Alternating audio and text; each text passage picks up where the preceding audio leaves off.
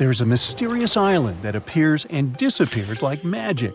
Just like Schrödinger's cat, this Schrödinger's Island exists and doesn't exist at the same time.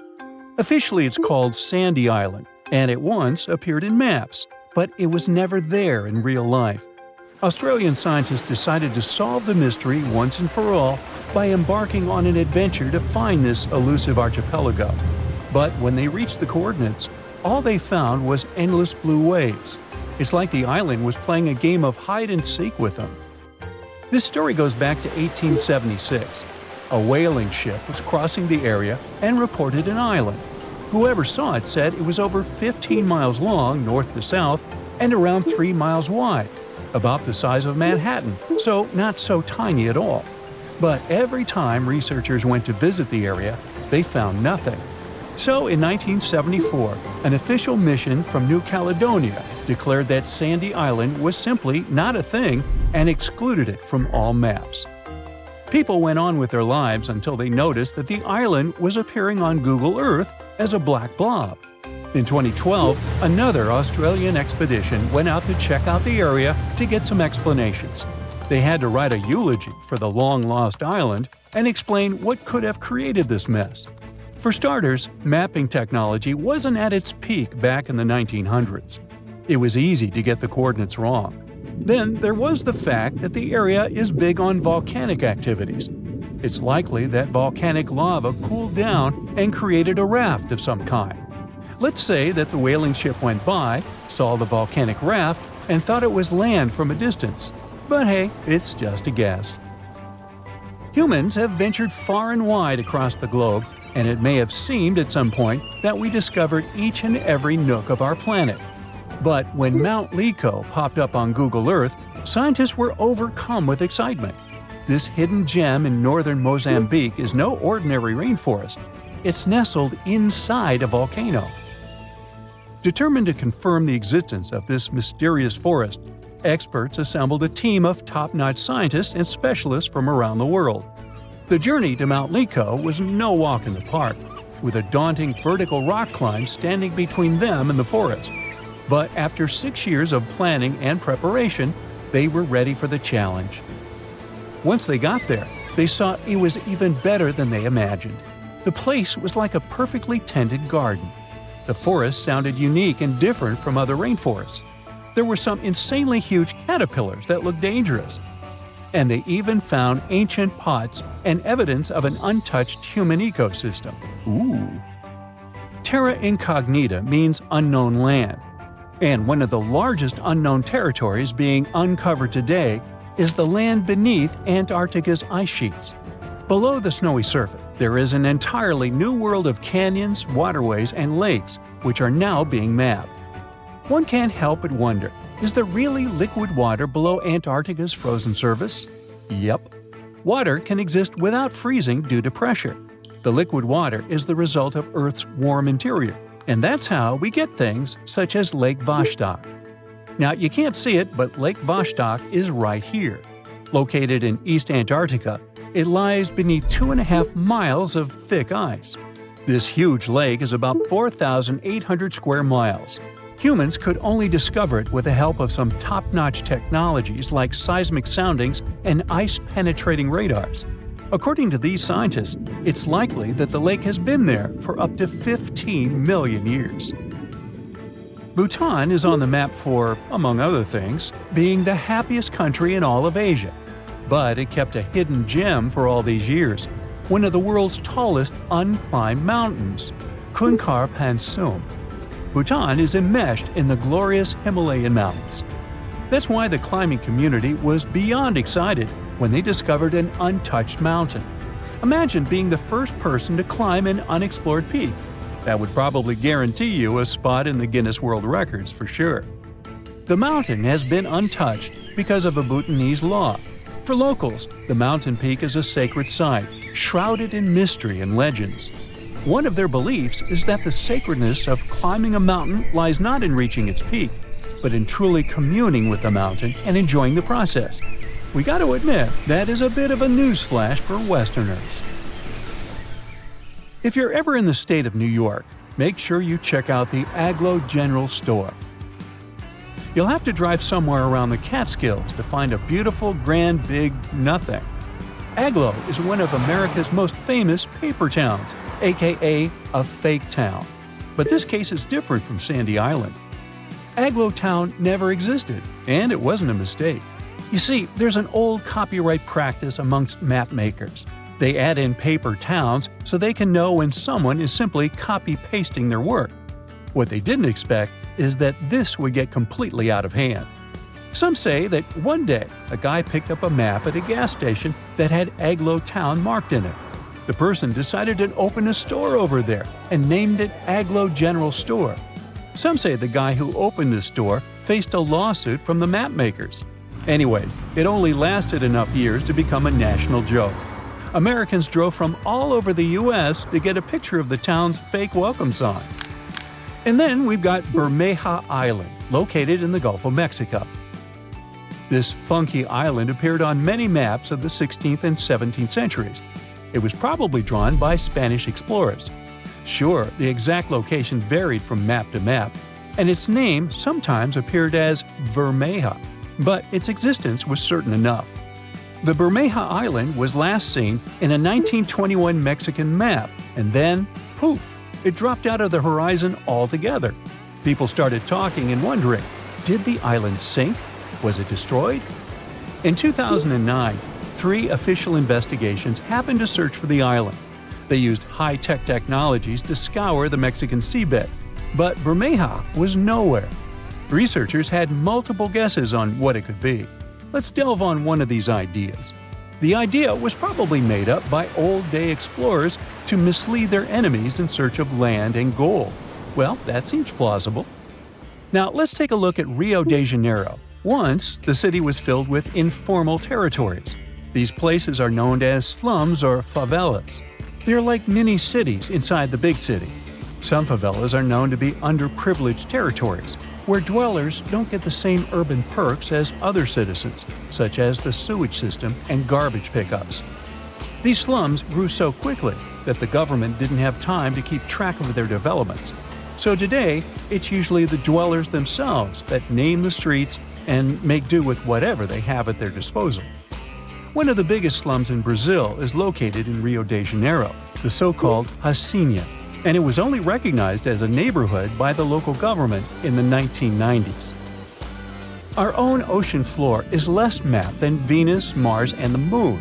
In fact, 95% of our oceans are unexplored. Strange, right? We do have the available technology, which is mainly sonar soundings, sending wave sounds to the ocean bed and registering what they hear back.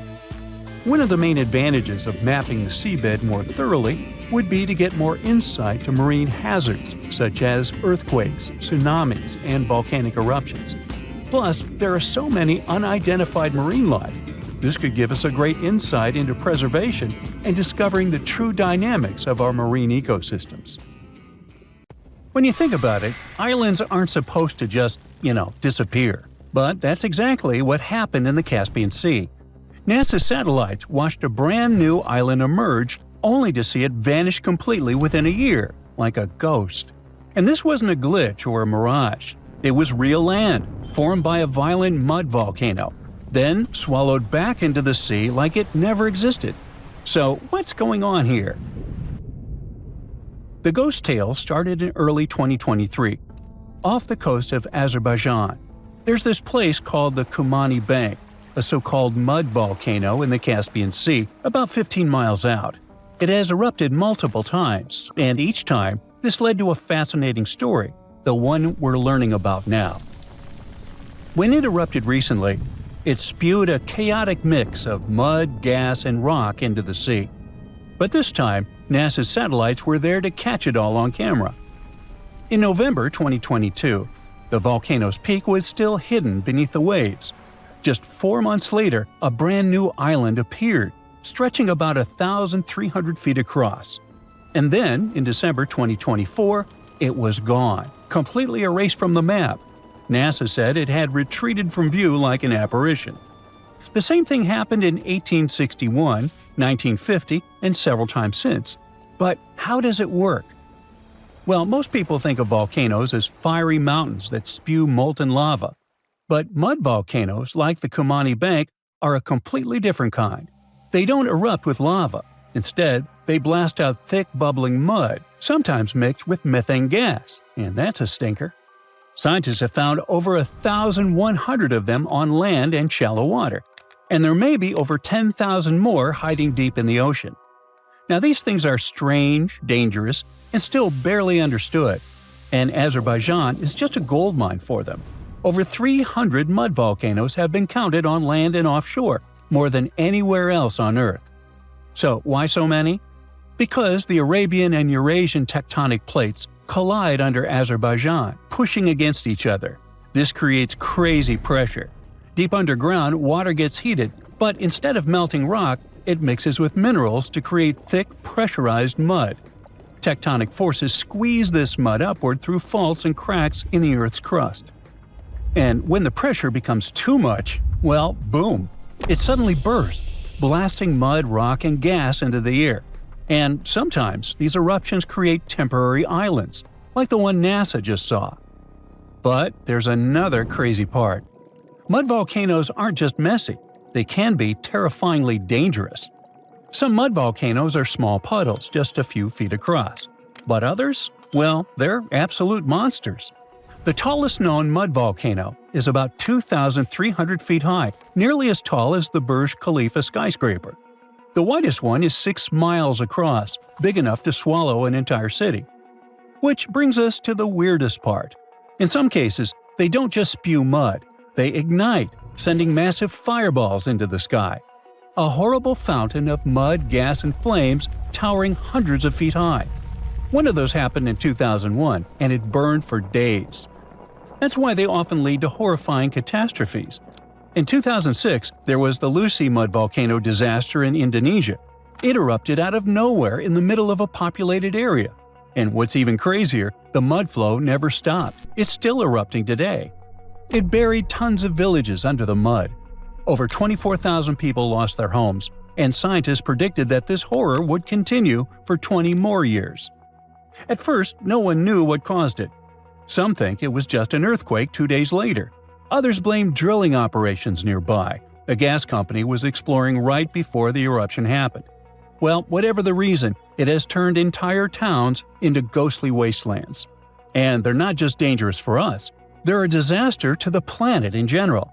They just love to leak greenhouse gases. They constantly leak methane, one of the most powerful gases that warms up our entire planet. These guys release between 30 and 140 million tons of methane per year. That's up to 9% of all natural methane emissions, and more than some entire countries produce. Well, that's the estimate at least. Since most mud volcanoes are deep underwater, we still don't know how much gas is escaping into the ocean and the atmosphere. Many of them lie on continental slopes, too. That means they're holding huge amounts of trapped methane. If they suddenly decide to go wild, yeah, that won't be good for anyone.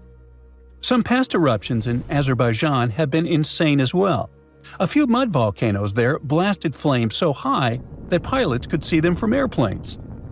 On July 4, 2021, a mud volcano on Dherty Island erupted like a true monster.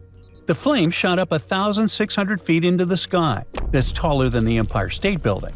The fireball was visible from miles away. Even the capital of the country, Baku, saw it light up the night sky. Luckily, no oil platforms nearby were damaged, but it really scared people for a moment. Another one, also near Baku, erupted in 2018 so massively it shook the ground for miles. Luckily, the Kumani Bank isn't such a monster, well, compared to those other examples. In 1950, the Kumani Bank erupted again, creating a horrifying pillar of fire about 330 feet high. It burned for 15 minutes.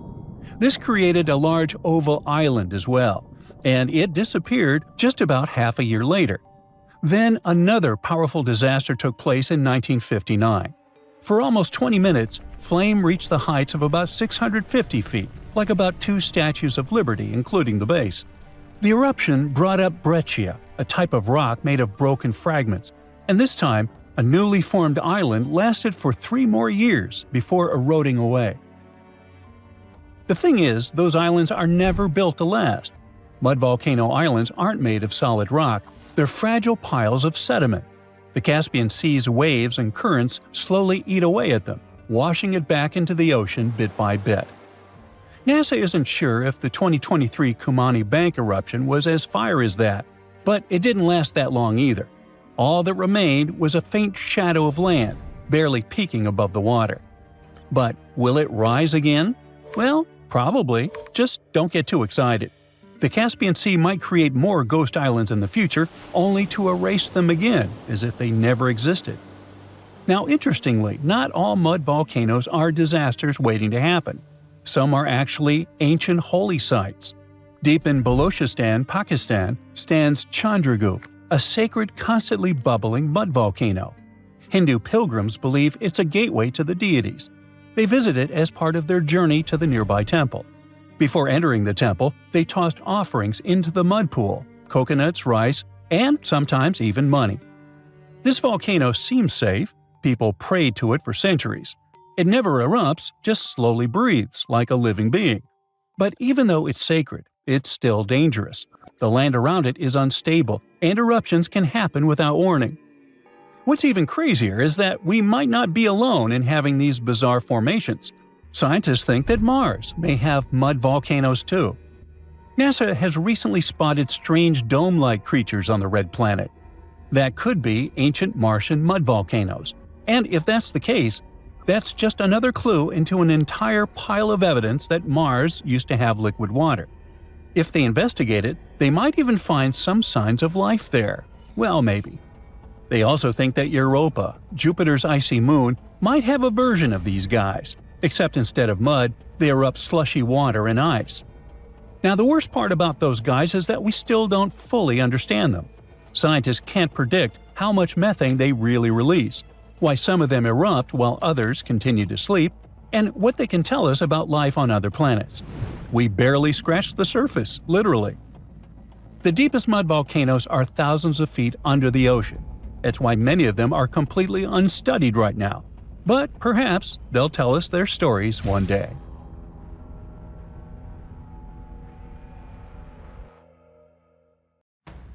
Sandy Island is a creepy landmass that appeared on world maps for nearly 200 years before vanishing into thin air. Located in the South Pacific between Australia and New Caledonia, this phantom island was first documented by explorers in the 18th century and continued to pop up on maps and even scientific surveys. But when a research ship sailed through its supposed coordinates in 2012, they found nothing but open water. They even measured the ocean depth at this spot, and it was always more than 4,000 feet deep, so there was no chance of a big piece of land could be hiding under the water. To make things even weirder, when you look up its exact coordinates on Google Earth, you'll still see a faint outline of what looks like a long, thin island, but with no landmass in sight. Theories about its disappearance talk about possible cartography errors, but the mystery of how a whole island fooled the world for centuries is still unsolved. Now, speaking of mysterious islands, let's dive into the enigma of Hashima Island. Located off the coast of Nagasaki, Japan, this small island was once a bustling coal mining facility, thriving with workers and families. But as the demand for coal declined, the island was abandoned in the 1970s, leaving behind a haunting ghost town. Today, Hashima stands eerily silent, with crumbling concrete buildings and overgrown vegetation. And if you are brave enough, you can do a virtual tour using Google Earth. But there are other places where digital maps won't let you see much, like the Ward Islands in Australia. If you search for its coordinates, you'll notice a bunch of blackout spots near the coast.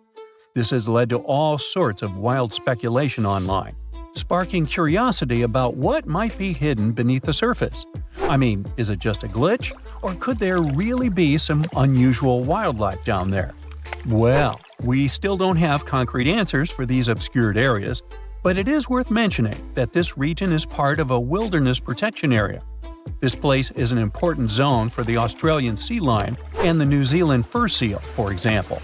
So, these blackout spots could be just part of a plan to keep everything private and protected out there. From creepy islands to abandoned places, if you ever find yourself driving through Rio de Janeiro, you might catch a glimpse of something unsettling: a group of creepy Santas, faded candy canes, and rusty slides surrounded by palm trees and dense greenery. This is Park Aba Noel, an eerie, abandoned Christmas-themed amusement park in Brazil. The park's creator had big dreams, thinking it would become a massive, eclectic attraction with different themed areas. We're talking about a space the size of 460 football fields. Work started in 2000, but the place shut down a few years later after the creator tragically passed away in a car accident just meters from the park's entrance. Today, the attractions are slowly being taken over by rust. This totally feels like something out of a sci-fi movie, but those multicolored rings are actually right here on Earth, in Yellowstone National Park to be exact. At 370 feet in diameter, it is the largest hot spring in the United States and the third largest in the world. When you see it from above, the different colors come from various types of bacteria that act like real-life thermographic filters. Each type of bacteria thrives at different temperatures, and their colors reflect the heat levels in different parts of the spring. Our next stop is in Italy, where you can find the Villa Devki, also known as the Red House or the Ghost Mansion. For every ghost mansion, there's an urban legend behind it. Now, while nothing we're about to say is confirmed, the tale is still pretty interesting and downright bizarre. Built in the mid-19th century by Count Felix Devecchi, this once grand summer residence quickly became the site of tragedy. The Count's wife passed away under mysterious circumstances, and his daughter disappeared, never to be seen again. Devastated, the Count is said to have spent his remaining days searching for answers. Over the years, the mansion fell into ruin, with local legends adding to its haunted reputation. Some claim to hear strange noises or see ghostly figures, while others whisper about unusual rituals that might have taken place there. Though crumbling and overgrown, Villa Devki remains popular for those intrigued by its eerie history. While we've explored eerie and abandoned human-made structures, let's take a look at a place where nature's forces left their own massive mark: the meteor crater in Arizona. The site was formed in an instant about 50,000 years ago, when a large iron-nickel meteorite slammed into Earth. Measuring just under a mile wide and 560 feet deep, the crater is one of the best-preserved impact sites in the world. Standing at its edge, you can almost picture the incredible force of the impact, wiping out everything around it. Today, the meteor crater is a fascinating geological landmark, drawing in scientists and curious visitors. From a Google Earth point of view, this area in Niger looks creepy, and what seems to be clusters of glass domes dotting the landscape, almost like an interplanetary colony. But in reality, it's kind of an illusion. Those domes are actually small semicircular pits, and they're part of the Just Dig It project. Can you dig it? These pits, known as water buns or earth smiles, are dug to capture rainwater and restore dry, degraded land. It's a simple but genius method that helps bring life back to areas suffering from desertification. By trapping water, these buns allow vegetation to grow again, cooling the land and reviving ecosystems. Now, you have probably heard of the famous Nazca Lines in Peru, right? We're talking about those massive ancient geoglyphs carved into the desert, which have shapes like a spider, a monkey, and a hummingbird. Well, recently, something similar popped up, and it's got the internet buzzing. This new figure, located at the top of a mountain, looks a lot like a wild boar. While it's super cool to find a potential new geoglyph, the lack of solid info and the not-so-sharp edges make us think it's just a natural formation. It's still pretty intriguing, though. But if you head down south to Chile, that's where you'll actually find a real geoglyph. We're talking about the Atacama Giant, which is around 390 feet tall. What looks like a funny drawing seems to represent some sort of spiritual figure or deity. There's no solid proof of what it actually means, but experts believe this design might have worked as an early astronomical calendar. The points on the top and sides of the head are said to indicate the seasons based on how they align with the moon. Meanwhile, you might also find some mysterious shipwrecks while exploring Google Earth, like the MV Plassey in Ireland. This ship met its tragic fate back in 1960, when a heavy storm and strong winds blew it ashore at Finnis Rock, tearing a hole in the vessel's bottom. Water started rushing in from underneath. After some shouting and running in all directions, the crew managed to get out of the ship. Today, the vessel's remains are still at Finnis Rock and have become a popular attraction. You can still see its hull, which keeps falling apart over time, making the whole scene even creepier. And we've also got something interesting involving the Titanic. Now, it's true that the ship is really 13,000 feet underwater, so you actually can't see it with satellite cameras. But if you type these coordinates into Google Earth, you'll find the spot of the Titanic accident. It's not that creepy of a place. I mean, it's really just a huge expanse of blue. But still, it's pretty interesting to get the big picture of how they seem so far from everything on that tragic night when the ship went down.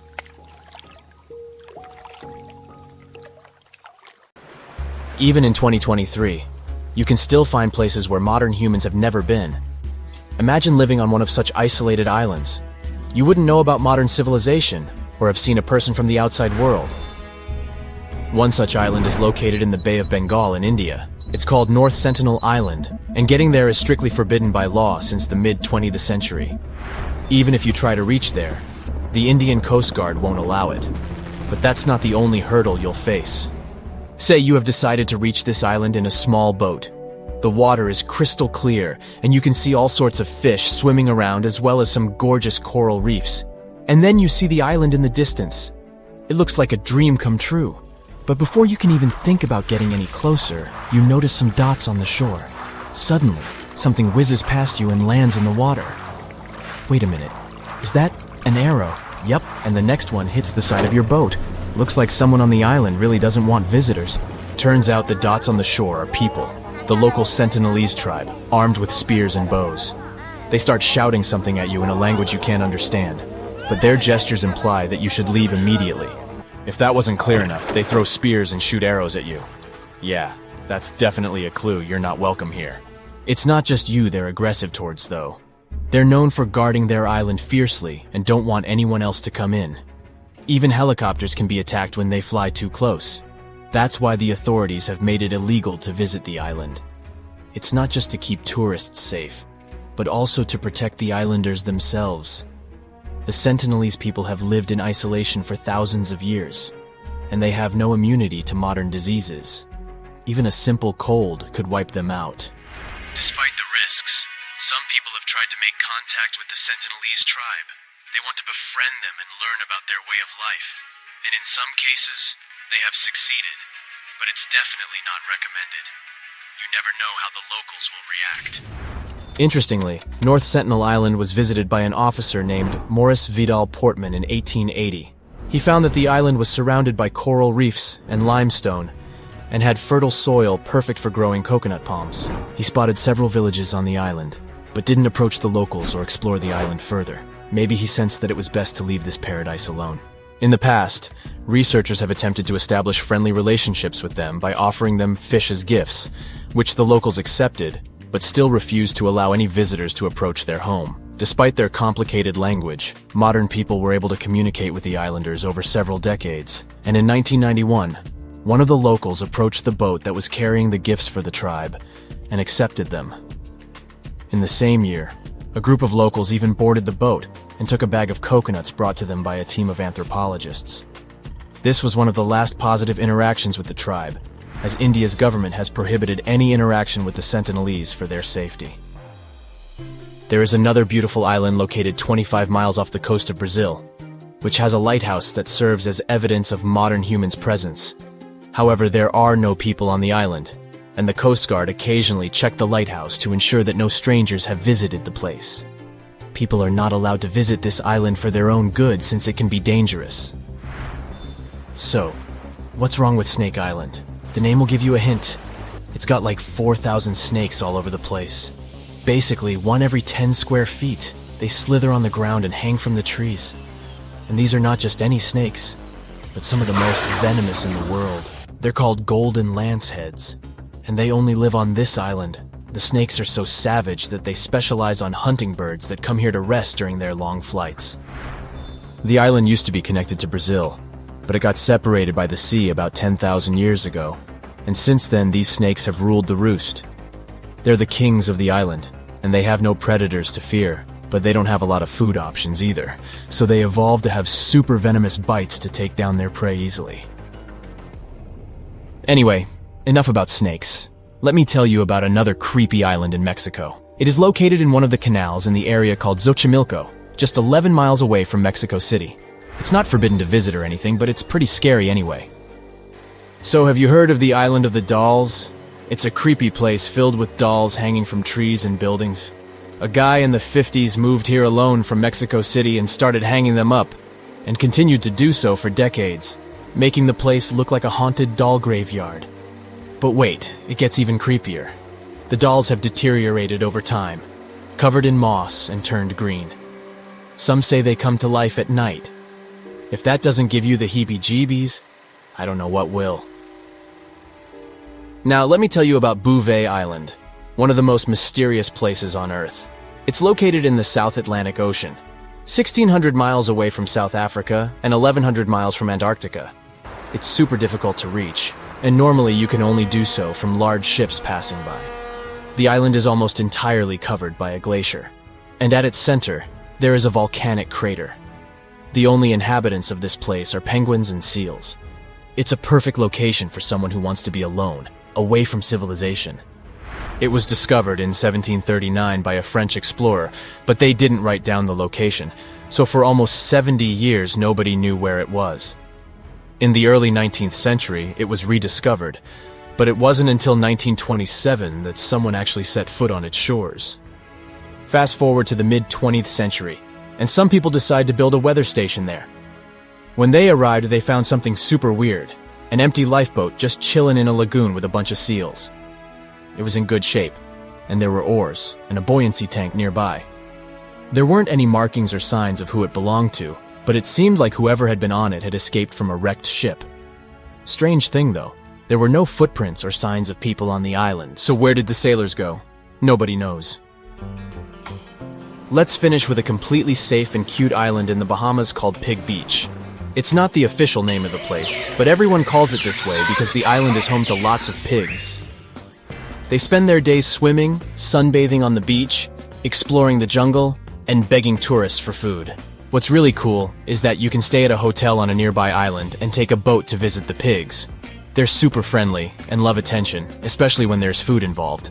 And thanks to the kindness of tourists and locals, these cute little pink and brown piglets are able to survive on the island. No one knows for sure how the pigs ended up on the island. According to legend, they survived a shipwreck and swam to safety on Pig Beach. There are also a few cats and goats on the island, which adds to the Animal Farm vibes it's giving out. So if you're looking for a unique and adorable experience, Pig Beach is definitely worth a visit. Just remember to bring some snacks for the piggies. Question for you. Does the island of High Brazil sound familiar? You've surely never seen it on a vacation brochure. Not because it's exclusive or hard to reach, but because it's like the ultimate mashup of myth and reality. Some people believe it's just a figment of imagination, while others swear they've seen it with their own two eyes. According to historians, the island of High Brazil has been noted in both travelers' records and ancient Irish legends. It makes this location an Irish version of Atlantis, although it's known by several other names too. The island takes its most famous name from Brisal, an important figure in Celtic folklore. It's also been spotted on maps dating back to 1325. One cartographer, for example, placed it west of Ireland, while subsequent sailing charts have shown it more specifically southwest of Galway Bay. Now, here's where things get even weirder. Two people have claimed to have found the island on their separate voyages. They returned home with almost identical descriptions of High Brazil, which they dubbed the Promised Land.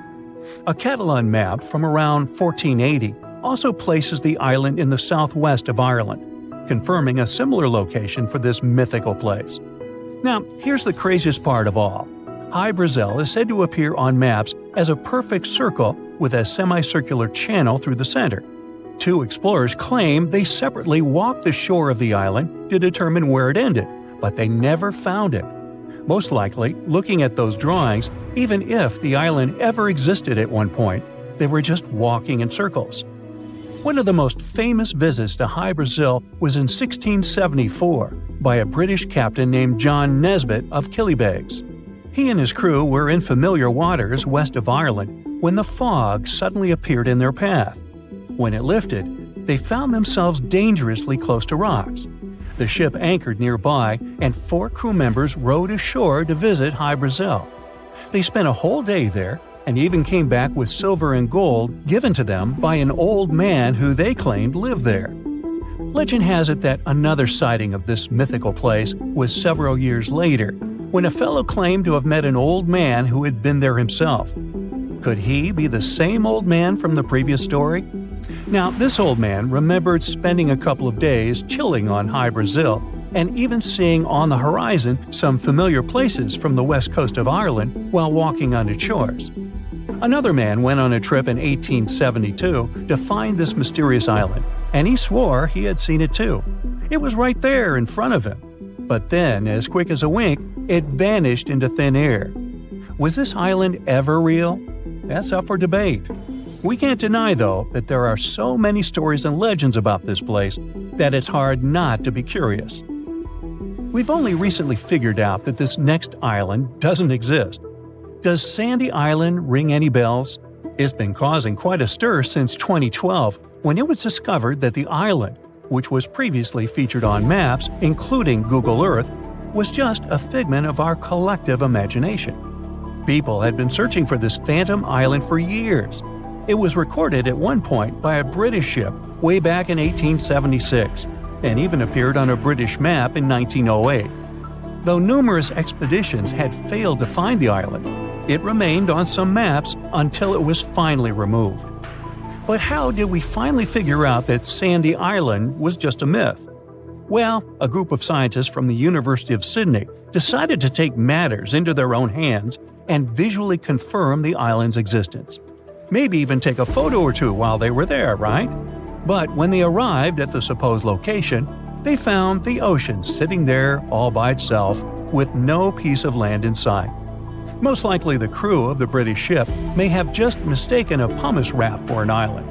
Pumice rafts are floating rocks that form from volcanic activity and are known to float past the area where Sandy Island was supposed to be. Let's move on to this next story about another fictitious island, a tale about a fellow named Robert Perry.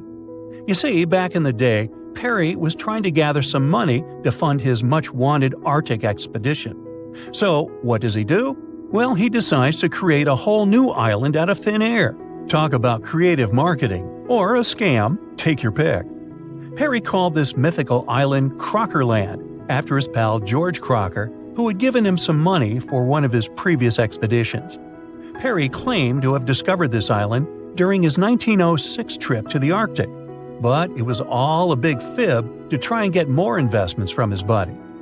Perry even went so far as to write a book about his fake discovery called Nearest the Pole. Surprisingly, people did fall for it. Other explorers even started searching for the fictitious island. Despite it never existing at all, Crockerland appeared on maps created between 1910 and 1913. It was even referred to as a whole continent in some circles. People were so intrigued, they even named it the Lost Atlantis of the North. Eventually, Perry's little scheme was uncovered, and the truth about Crockerland was revealed.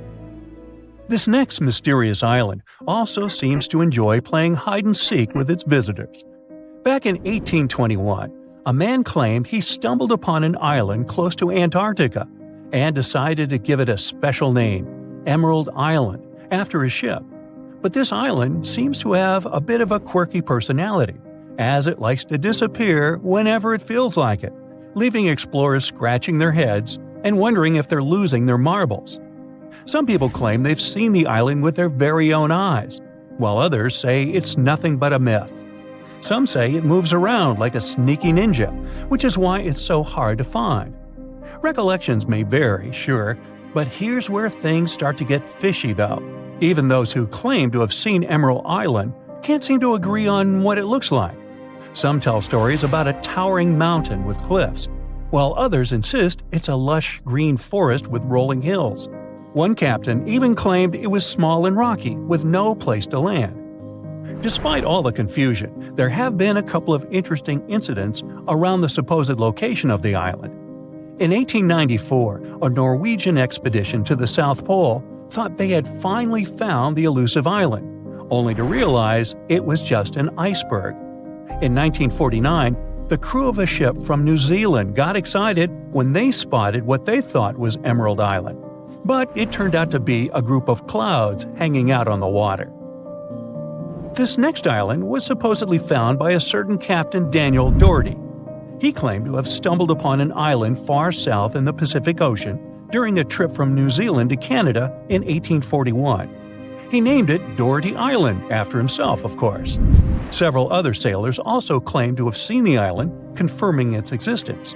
However, one Captain Scott couldn't find it when he passed by its supposed location in 1904. Did it magically disappear? The icing on the cake came on August 11, 1931, when an Australian newspaper reported that a joint British, Australian, and New Zealand expedition sailing to Antarctica passed by the supposed location of Dherty's Island and couldn't find it. The commanding officer of the ship noted the details of the incident, stating that the vessel passed directly above where the island was said to be. The weather was clear, and there was no island within a considerable radius, so it couldn't have been hiding anywhere else. And, just like that, Dherty Island was removed from British maps in 1937 as if it never existed. Hey, sometime, remind me to tell you the story of Brightside Island, a fanciful place located smack dab in the Internet Ocean.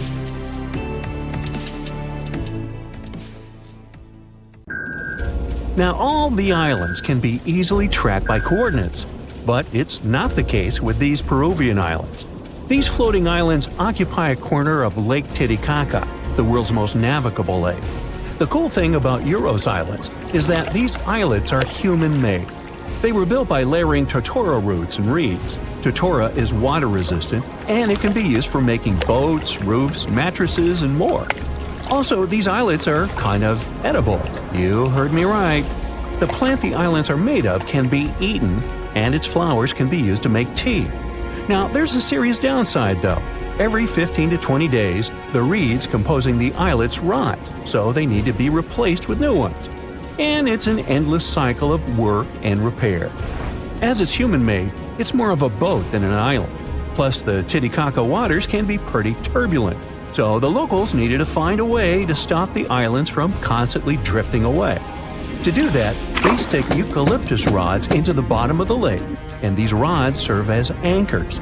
Now, despite the tininess of these islets, there are two languages spoken in this territory, this one and that one, neither of which I can speak, hence the subtitles. Also, people living there are pretty self-sufficient. They can even weave their own fabric and make stunning outfits out of them. Forget about mass-market clothes. Today, Uros Islands are quite modern. There are solar panels to give just enough power for light and even TVs. There's a radio station on the main island, and the best part is that the locals even rent lodges to tourists. Yep, you can book everything online. Ever since ancient times, people have always been looking for the secrets of longevity. It turns out that there's actually a conveyor belt of centenarians. Not a conveyor belt for sure, but rather a geographic area famous for its inhabitants beating all the longevity records. So let's go on a trip to Okinawa. No visa and tickets are required, plus you won't get jet lag. So Okinawa has a nickname, the Hawaii of Japan, but we need to differentiate two concepts here. The Okinawa Prefecture, which is made up of more than 160 islands, and the main island, which is also called Okinawa. By the way, if you ever want to get to this island or any neighboring ones, you'll need to hop on a ferry. For those people who dislike winter, Okinawa is the perfect destination for you. Even in its colder months, the temperatures there can reach 68 degrees Fahrenheit. Yep, and ocean water is also pretty inviting. In addition to perfect weather conditions, they also seem to have a perfect diet in that archipelago. The thing is, this place is a melting pot of cuisines. There's a strong Chinese influence here, so you'll easily find Chinese delicacies on any menu. If you're more into noodles, then you can treat yourself to soba noodles. Taco rice is also popular there, and they have their particular type of seaweed, the sea grapes. They say it's the rich diet in tofu, yam, and seaweed that makes people in this area live longer than average. Now, there's already enough to make you want to visit this awesome place. But here are some more cool facts about Okinawa. For one, the first cherry blossoms can be found here. It's already possible to see the first petals in mid-January. And this locale is the birthplace of karate. So, chop chop, off we go to the next destination. This is a football field. Let's cut it in two halves. Look at one of the resulting halves. Now imagine 100 people living there. They say Hong Kong is the busiest place on our planet, but Mingo Island seems to be no less busy than that. Different sources provide different information. Some of them say that there are 131 inhabitants, while others claim there are about 500 of them. Let's stick to the less shocking figure, but 131 inhabitants for half an acre is still mind-boggling. By the way, it's not the most peculiar thing about this island. Its location is quite interesting too. Unlike most regular islands, this one is located in Lake Victoria between Kenya and Uganda, and not in the sea or ocean. There are quite a lot of buildings for its small territory, and all of them have metal tiled roofs. If you saw it from above, you think it's a giant metal turtle floating on the water. There's barely any vegetation there. Most of the island is covered with rocks, yet there's a tiny piece of land with green grass and just a couple of small shrubs. The island is all about fish. Most men there go fishing every day, while the women hang the fish on a string to dry and save up for later or to sell. Most of the people living on the islet of Mingo make their living catching fish in the plentiful waters around the island. There are tons of fresh perches out there. Yep, there are jobs, but no hospitals, no schools, and no other public institutions. But surprisingly, there's a 12-room hotel made of corrugated iron. Also, there's a hairdresser's office where you can get stunning braids. Money circulates here, so it attracts various businesses. They even have 2 tailor shops with a variety of fabrics. Most of the buildings are made of steel, especially on the high street. There are also some makeshift huts in the alleyways. Almost all of the houses belong to the same person, Joseph, who rents them. He also owns some of the bars. There's only one building made of brick on the island. It's the house for the boat engines, and it belongs to Leonard Obala. He owns most of the fishing boats on the island. Hey, mention my name to Lenny, and you'll get a good boat. Mingo Island may be one of the most densely populated, yet it's not the tiniest inhabited island on the planet. The island of Bishop Rock, a part of the Isles of Scilly, which sounds like something right out of Monty Python. It's located 28 miles off Cornwall and may not have any grass for the sheep to feed on, but it may fit in some people. Almost 2 centuries ago, in 1847, it was decided to build a 160-foot lighthouse there. The whole construction process was quite tricky. The workers could barely find the place to step on. It took almost a decade to build it. The first lighthouse was made of steel and was never lit because it was washed away in 1850. The second attempt was more successful, with the whole construction made of stone. There are 10 floors, which are a water tank that provides fresh water for the dwellers, an entrance room with a metal door, a storeroom with a window, the first oil room that was indispensable for keeping the light in paraffin lamps.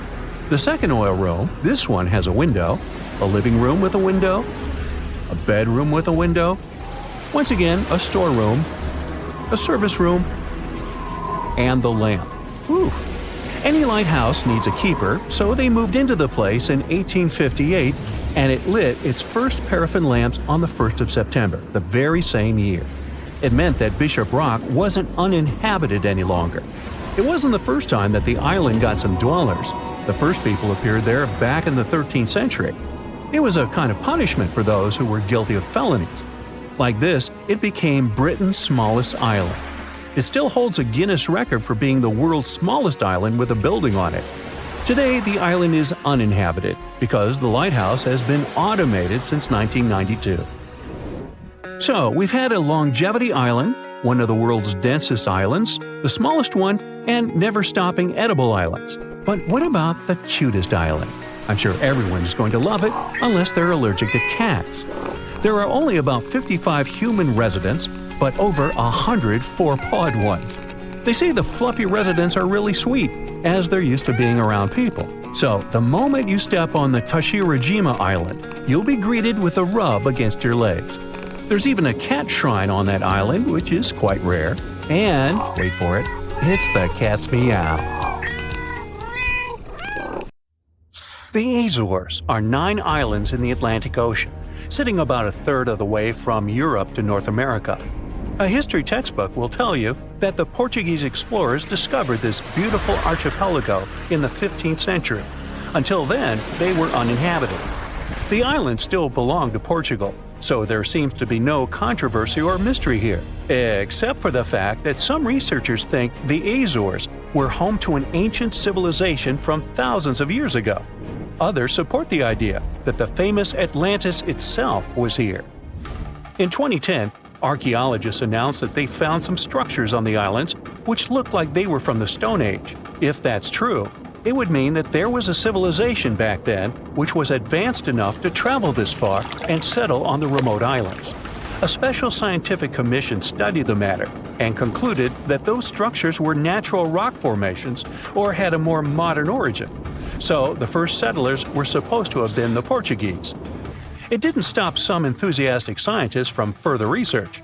They analyzed the DNA of mice from the Azores and found that it had the same genetic characteristics as house mice from Northern Europe.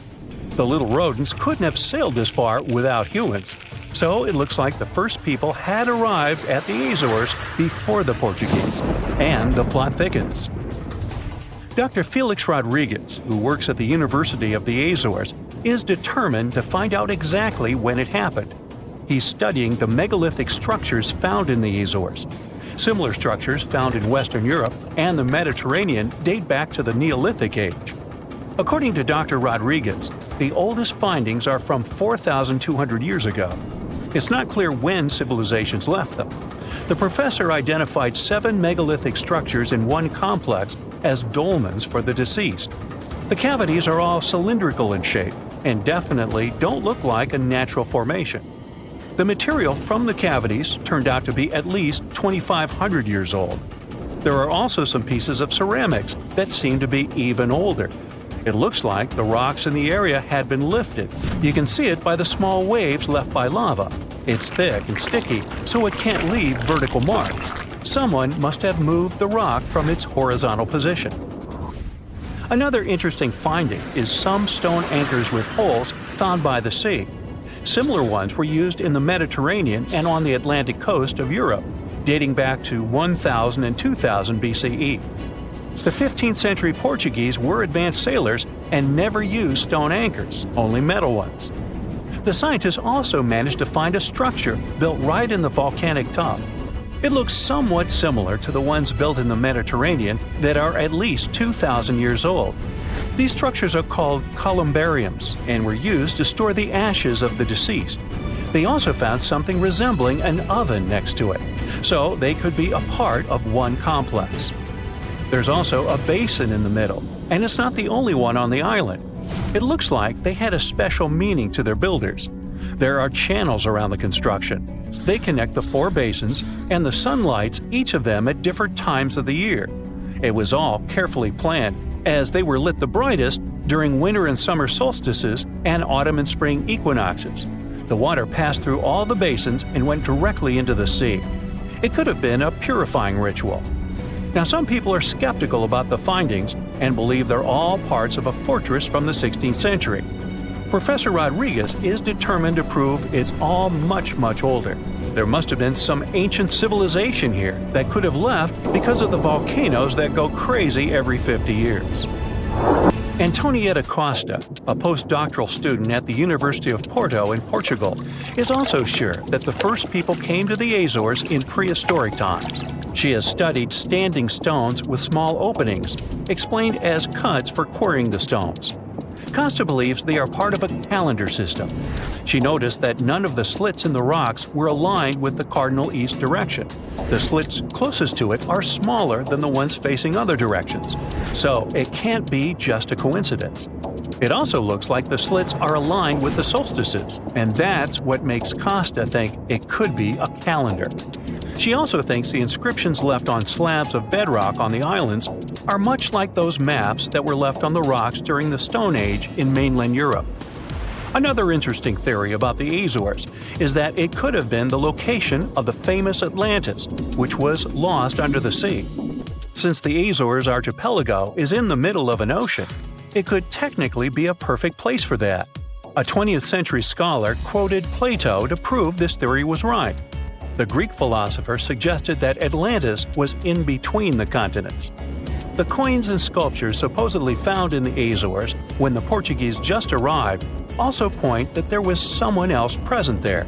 And way more recently, in 2013, a sailor found a huge structure looking like a pyramid off the Azores coast. It was most likely a large submarine volcano, but it's much cooler to think it was some big deal in Atlantis, right? Peru has its own mystery. Amid the desert, you can find some eerie marks called the Nazca Lines.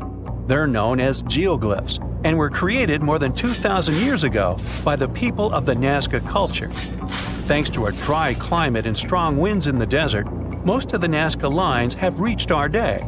To create them, Nazca people removed the top layer of the pebbles and revealed the soil beneath the ground. The color of the soil changes from reddish-brown to yellowish-gray, so the lines always look different. Most of the geoglyphs depict plants and animals. You can clearly see a monkey, a whale, a condor, a hummingbird, a spider, various flowers, trees, and other plants. There are also some geometric shapes, such as triangles, trapezoids, and spirals. Since they were discovered in the 1920s, scientists have offered different explanations for the lines. Some say that in Nazca culture, people ascribe special significance to these motifs, so they probably created these shapes for deities in the sky to see. Others believe they were a sort of astronomical calendar, and animal sketches were modeled after groups of stars. This theory was proved wrong, so the purpose of the lines remains a mystery. Another place that leaves many questions is Nemrut Mountain in Turkey. This mountain has a complex of monuments with temples and tombs. It was built by the Kingdom of Commagene, which ruled here around the 1st century BCE. There are statues of King Antiochus, 2 lions, 2 eagles, Zeus, Hercules, and Apollo. Archaeologists found the ruins of this complex at the end of the 19th century. They thought it had been built by the Assyrians. Then, some of the most famous scientists of the time came here and found an inscription in Greek. It had details about the sculptures and the names of important members of the Commagene royal family. It looked like it had been put there for future visitors. The scientists established that the statues used to be full-size figures. Changes in temperature, strong winds, snow, and the bright sun didn't leave them a chance to last in all their original glory.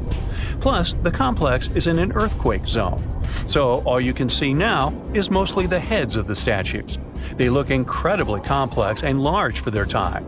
The biggest question is, how did the people who lived thousands of years ago manage to create such huge sculptures on top of the mountain? It's obvious that they worked on shaping the limestone blocks up there and not on the ground. So, stay tuned. We'll keep an eye on this. Imagine you're a movie director looking for beautiful landscapes to shoot a movie. You walk along the picturesque Paraná River and find a perfectly round island in its delta. It's slightly larger than a soccer field. You come back a few days later and see that the island has changed its position. It's moved a little to the side and spun around its axis. This is what happened to Argentinian director Sergio Newspiller in 2016. He discovered an island that constantly moves around its axis. He called it the Eye. If you look at it from a bird's eye view, you'll see that it's similar to a slowly moving eye. It's like nature itself is looking at you. The doctor forgot about his initial movie idea and decided to make a documentary about this island. You can find the Eye in the northeastern part of Argentina, or you can open Google Maps and type El Hoyo to see it. No one had known much about this place before the director found it. Perhaps there are many such moving islands on the planet. If you look at satellite images of this area, you can see other similar pieces of land inside lakes, but they're not so round and don't rotate. Surprisingly, scientists haven't yet solved the secret of the bizarre island. The most popular theory says that underground wells create strong water flows and change the current that pushes the island from side to side.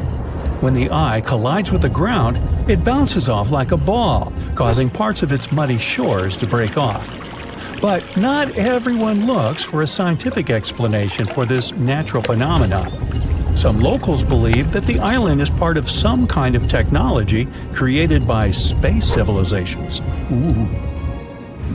Our next stop is the smallest island in the world. No one can even step on it because of its size. So, here's Vancouver Island in the Canadian province of British Columbia. Fairy Lake is located here. Look at the water. You may not notice the island at first. Technically, it's not even an island. It's just a piece of log sticking out of the water. This log is covered with moss and grass. But the most incredible thing is that a tiny Douglas fir grows on this piece of wood. The photo of this tree has won many awards and became famous worldwide. It shows how desperately nature can strive for survival. Every day, many tourists sail around this island and get inspiration from it. The next island looks ominous and lifeless. It's the perfect place to build a hut and write horror novels using an old typewriter. The place is called Ball's Pyramid. It's located in the waters of Australia in the Tasman Sea. You can see this colossal fin sticking out of the water from afar. This is a sharp stone ridge with a height of 1,800 feet, almost twice the size of the Eiffel Tower, in the center of an uninhabited volcanic island. It's dangerous to approach the place and step ashore because of its slippery stone surface. Scientists come here with special equipment and probably some good boots with traction. The purpose of their visits is a mystery that lies in the heart of the ridge. It was first discovered in 1788. The navigators who found it considered the island lifeless, and so it was believed for more than 200 years. But then, in 2001, people decided to examine the place again. A group of scientists arrived there and found one of the rarest insects in the world. At the height of more than 100 feet, a small bush grew. A colony of land lobsters, also called walking sausages, was hiding there. These are critters from the family of stick insects. They look pretty creepy, since each of them is about 6 inches in size, which is the average size of a sausage. The bodies of these six-paw beetles are covered with a hard brown shell.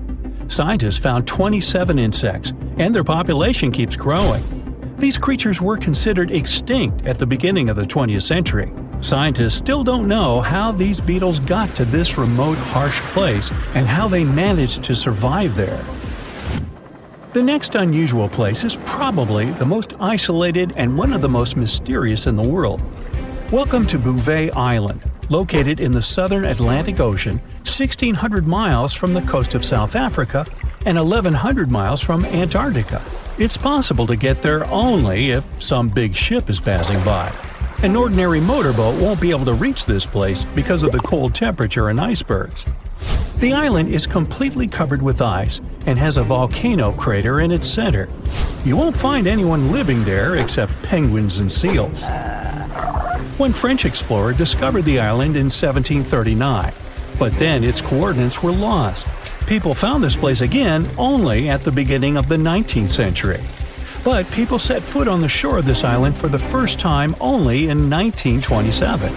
Then, closer to the 50s, they decided to build a weather station on it. Researchers came there and found something strange on the icy surface of the island. And it wasn't due to the penguins and seals. It was a lifeboat lying in a small lagoon among the seals. It was in good condition. Not far from the boat, they found oars and an empty copper container. Perhaps some ship went down nearby, and the survivors reached the island in this boat. But the researchers found no traces of people. Until now, this boat remains a big mystery. How about visiting an island that doesn't exist? It's in the South Pacific Ocean near Australia and New Caledonia. It's called Sandy Island. It was first discovered in 1876. Researchers began putting it on maps at the beginning of the 20th century. But when people arrived at the specified coordinates, they found no island. So by 1970, people had removed it from all the maps released at that time. Then, in 2012, Sandy Island appeared again, this time on Google Maps. The researchers came there, but still found nothing. Maybe it had gone underwater. With the help of echolocation devices, they explored the seabed, but didn't notice any signs of an island. They found out that it appeared on the maps because of human error when printed cards were being transferred to digital ones. The mistake was quickly corrected, but a trace of it remained. If you enter these coordinates into Google Maps, you'll see a mysterious black spot in the middle of the ocean. And that's precisely where I am narrating this story. Nah. How did people discover it in 1876? Most likely it was an underwater volcano that woke up and spewed some magma out. In the cold water, it solidified and turned into pumice. So people on that ship must have noticed huge floating pieces of volcanic rock and mistook them for an island. Our next island could be a new continent, but turned into nothing. At the beginning of the 20th century, famous marine explorer Robert Peary, the first in history to reach the North Pole, went on an expedition to the northernmost Canadian island, Ellesmere. He was on the shore, looking through his binoculars at the ocean. In the distance, amid the white snow, he noticed the white peaks of a giant island stretching across the horizon. The traveler didn't have enough food and fuel to get there and check out this land. He wrote the coordinates in his diary and went back to the mainland. Together with other researchers, they concluded that he had found not just an island, but a new continent. A few years later, Robert Peary organized a new expedition to that place. But this time, he couldn't find the mysterious icy land. The ship stayed in cold waters for several days, drifting from side to side. The crew was running out of food and fuel. They were about to go back, but then they noticed those snowy peaks again. The joy of discovery was quickly replaced by disappointment. Those peaks were just fog. Under the influence of cold air and the sun's rays, the fog looked like an island at a certain angle. When the ship approached it, the island dissolved like a mirage. Oh well. You're going to Ilha de Queimada Grande, one of the most dangerous islands in the world. There, you find yourself among rainforests, huge rocks, and grasslands. The place is home to birds, locusts, and giant cockroaches. But there's one more animal, and because of it, the island got its notorious reputation. Snakes live there, and a lot of them. So many that the place is also known as Snake Island. Will you survive there? Located just 20 miles away from the coast of Brazil, the island has an area of 43 hectares, or over 100 acres. It probably got cut off from the mainland after the last ice age. The snakes were also separated from most other animal species. They didn't have competitors and had an unlimited source of food. In such a small area, there are up to 4,000 snakes. That's one snake for every 10 square feet.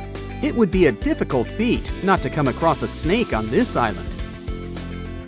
Not only is this snake, the golden lancehead, one of the most numerous on the island, but it's also a highly venomous pit viper species.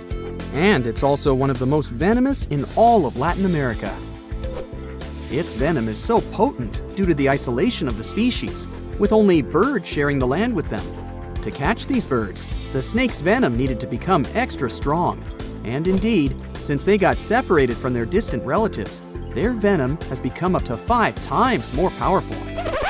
Most of the time, these snakes hide in the trees or amongst leaves on the ground.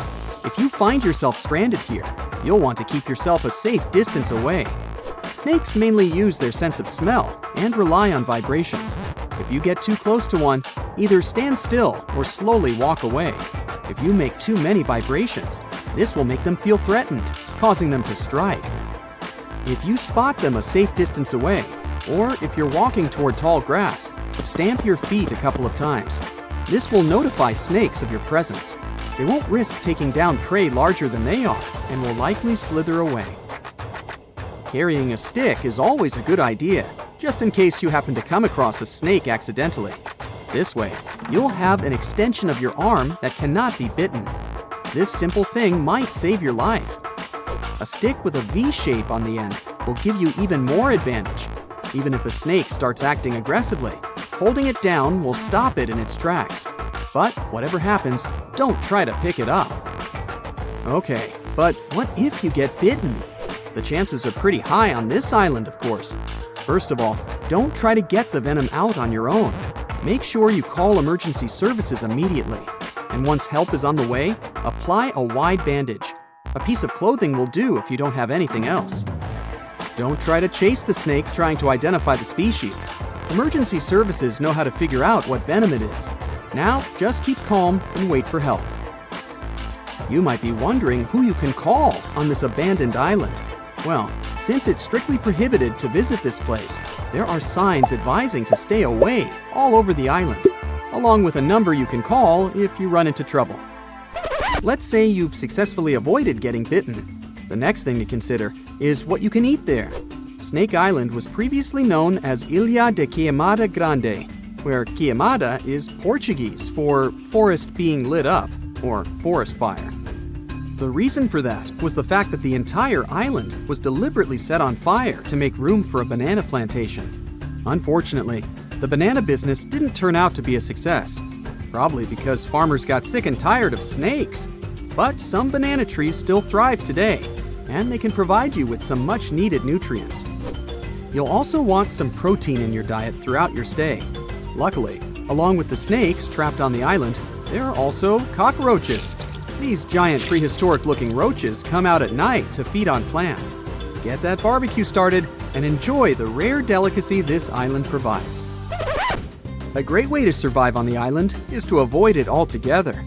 If by chance you happen to be sailing past, keep in mind that this place was once connected to the mainland. Rocks beneath the waves are very likely to damage the bottom of your boat if you get too close. Make sure you keep an appropriate distance when traveling past. Sure, this island is intriguing, but please remember that no matter how close you get to it, you won't be able to see snakes from the boat. You can only see these creatures if you get close enough, which you really shouldn't do. And it's not only reptiles that make this location dangerous. Pirates visit the island quite often. Not the sea shanty singing peg-legged arr pirates, but bio-pirates who come there to capture the very thing that makes it so dangerous. They come there for snakes, to catch them and sell them illegally. Since the island got cut off around 11,000 years ago, the golden lancehead has evolved within its own unique habitat. So, although there are many reptiles on this island, they're still an endangered species.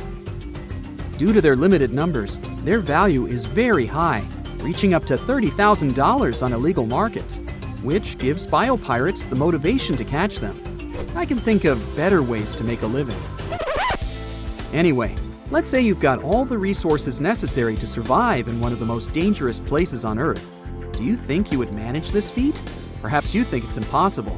You'd be surprised at how possible it can be, if you know what you're doing. It turns out many have visited this scary place before. Research teams often come there. They study the golden lancehead snake, its environment, and its food sources for conservation purposes. But scientists always make sure there's a doctor on the team. There's also a lighthouse on Snake Island. It had been operated by people until the 1920s. Then it became automated. One guess why. Brazilian authorities visit the lighthouse once a year to make sure it's still functional. Locals on the mainland know the reputation of the island, so the stories of people going missing are minimal. But one group of fishers once got too close to the island. As they were sailing along their normal route, they accidentally neared the shore. Their boat hit a rock under the waves and began filling with water. As the boat was quickly sinking, the men had only two options: to try to survive in the rough sea or swim to the shores of Snake Island. It was a hard choice to make. After all, they had heard the stories, and it wasn't just about snakes. Rumor had it that the island was cursed. Regardless of the stories, the fishers chose to take their chances with Snake Island. After making it to the shore, they tried to be careful. Their knowledge of the island could help them survive. Most importantly, they knew to avoid the rainforest at all costs. As the men got hungry, they carefully walked along the edge of the forest, warily collecting bananas. They were mostly sitting, waiting, and conserving their energy. They could only drink water when it rained. It was just enough to sustain them. They slept on the beach, unprotected from the elements and weather. And all the time, they were so close to the comfort of the lighthouse or caves. They were probably overly cautious, but it was either enduring some discomfort or risking their lives for a dry bed. They didn't yield to the temptation. They managed to survive for 3 days without being bitten by a snake. After that, a passing boat finally rescued them. So, now you know, anything is possible. You're on a ship when you notice some water foaming nearby. It looks as if a huge vessel just sunk there, but you don't see any debris. Steam is rising over the water, and large bubbles appear on the surface. In a couple of minutes, you see a small piece of land appear right in front of your eyes. It's releasing flames and lava. Millions of gallons of water evaporate in the mouth of the volcano. Frightened, you get away from this place. For the next 3 years, the small island covered with volcanoes will slowly be emerging from the water. Every day, it'll erupt and fill the sky with black ash.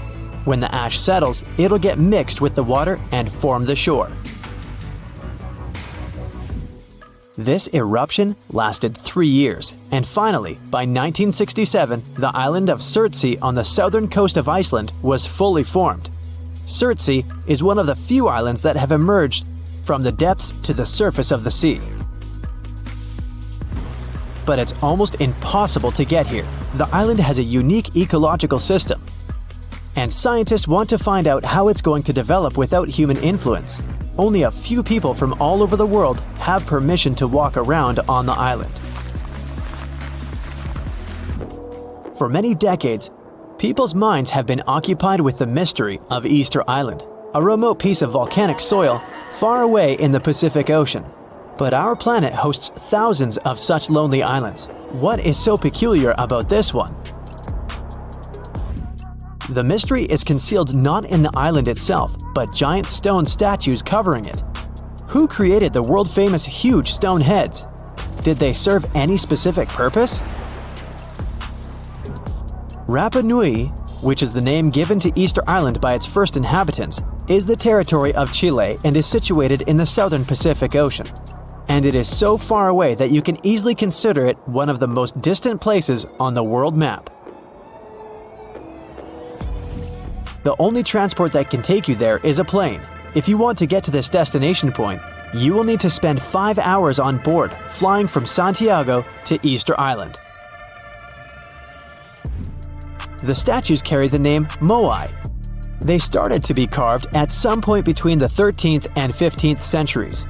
Rapa Nui statues are easily recognized thanks to their peculiar faces. They have long noses, wide chins, rectangular ears, heavy brows, and deeply set eyes. It is quite curious that the nostrils curl in the way fish hooks do. Firstly, people thought that the statues were made up only by their heads. But surprisingly, it turned out that there are full bodies that are attached to the heads. It was discovered during excavations in May 2012. The bodies were just hidden underground. Still, the heads of the statues, visible from the first site, make up 3/8 of each statue's size. As for the arms, they were carved against the bodies, resting in different positions.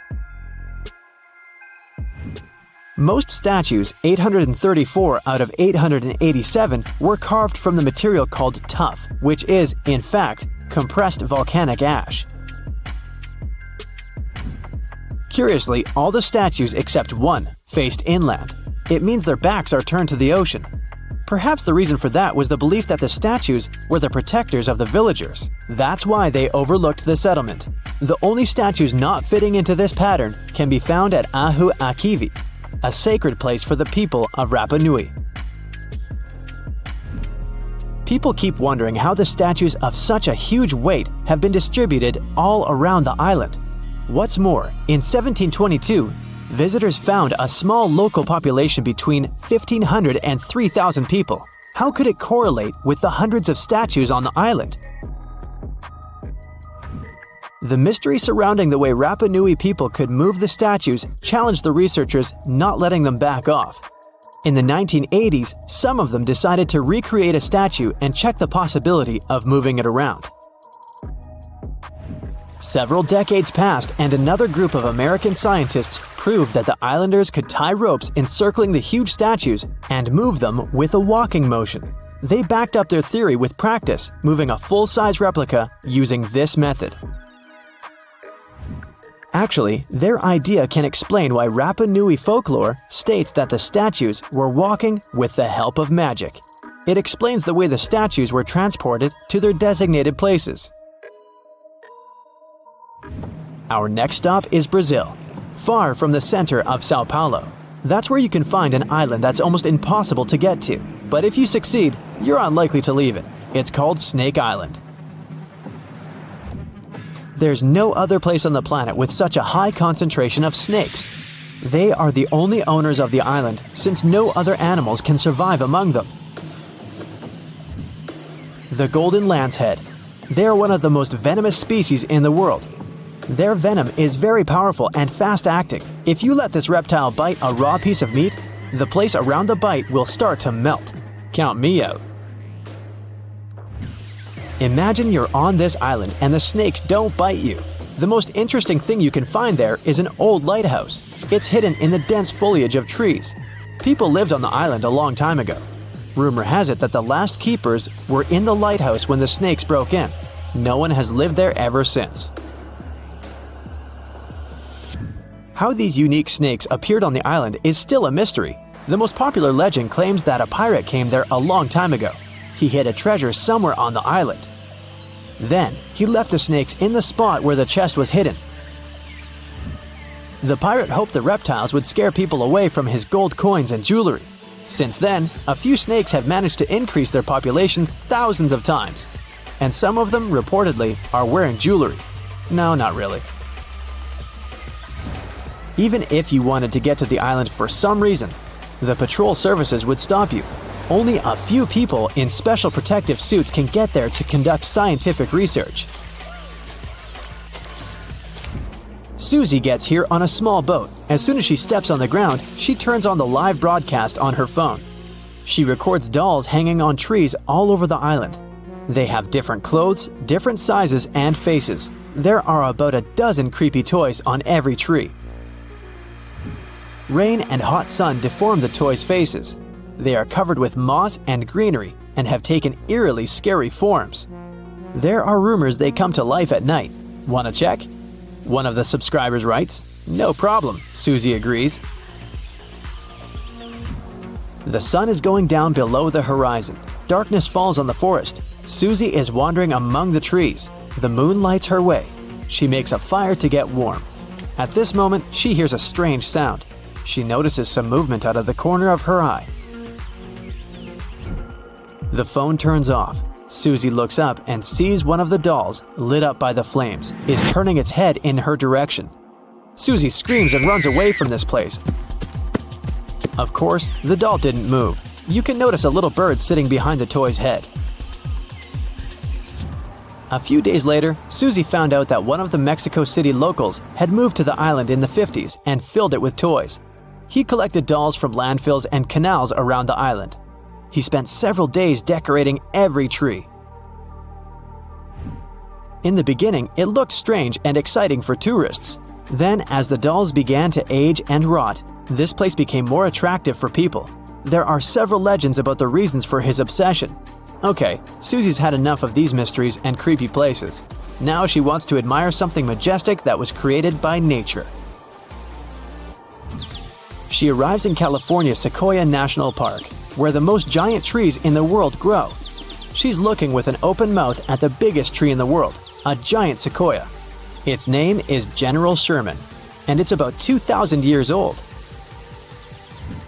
The volume of this tree is almost half the size of an Olympic swimming pool.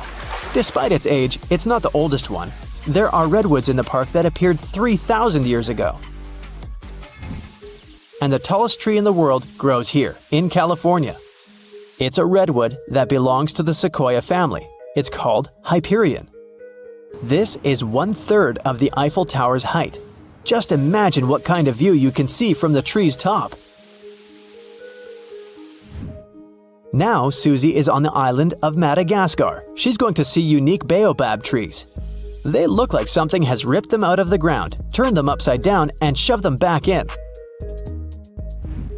Baobabs are some of the most beautiful trees in the world. Most of them are here in the Alley of Baobabs, but you can also find them in Australia and South Africa. Their tree trunks resemble sponges. They expand and absorb moisture during the rainy season. Elephants like to drink it. They tear off and chew the trunk's parts to quench their thirst. At night, flowers bloom on the baobabs.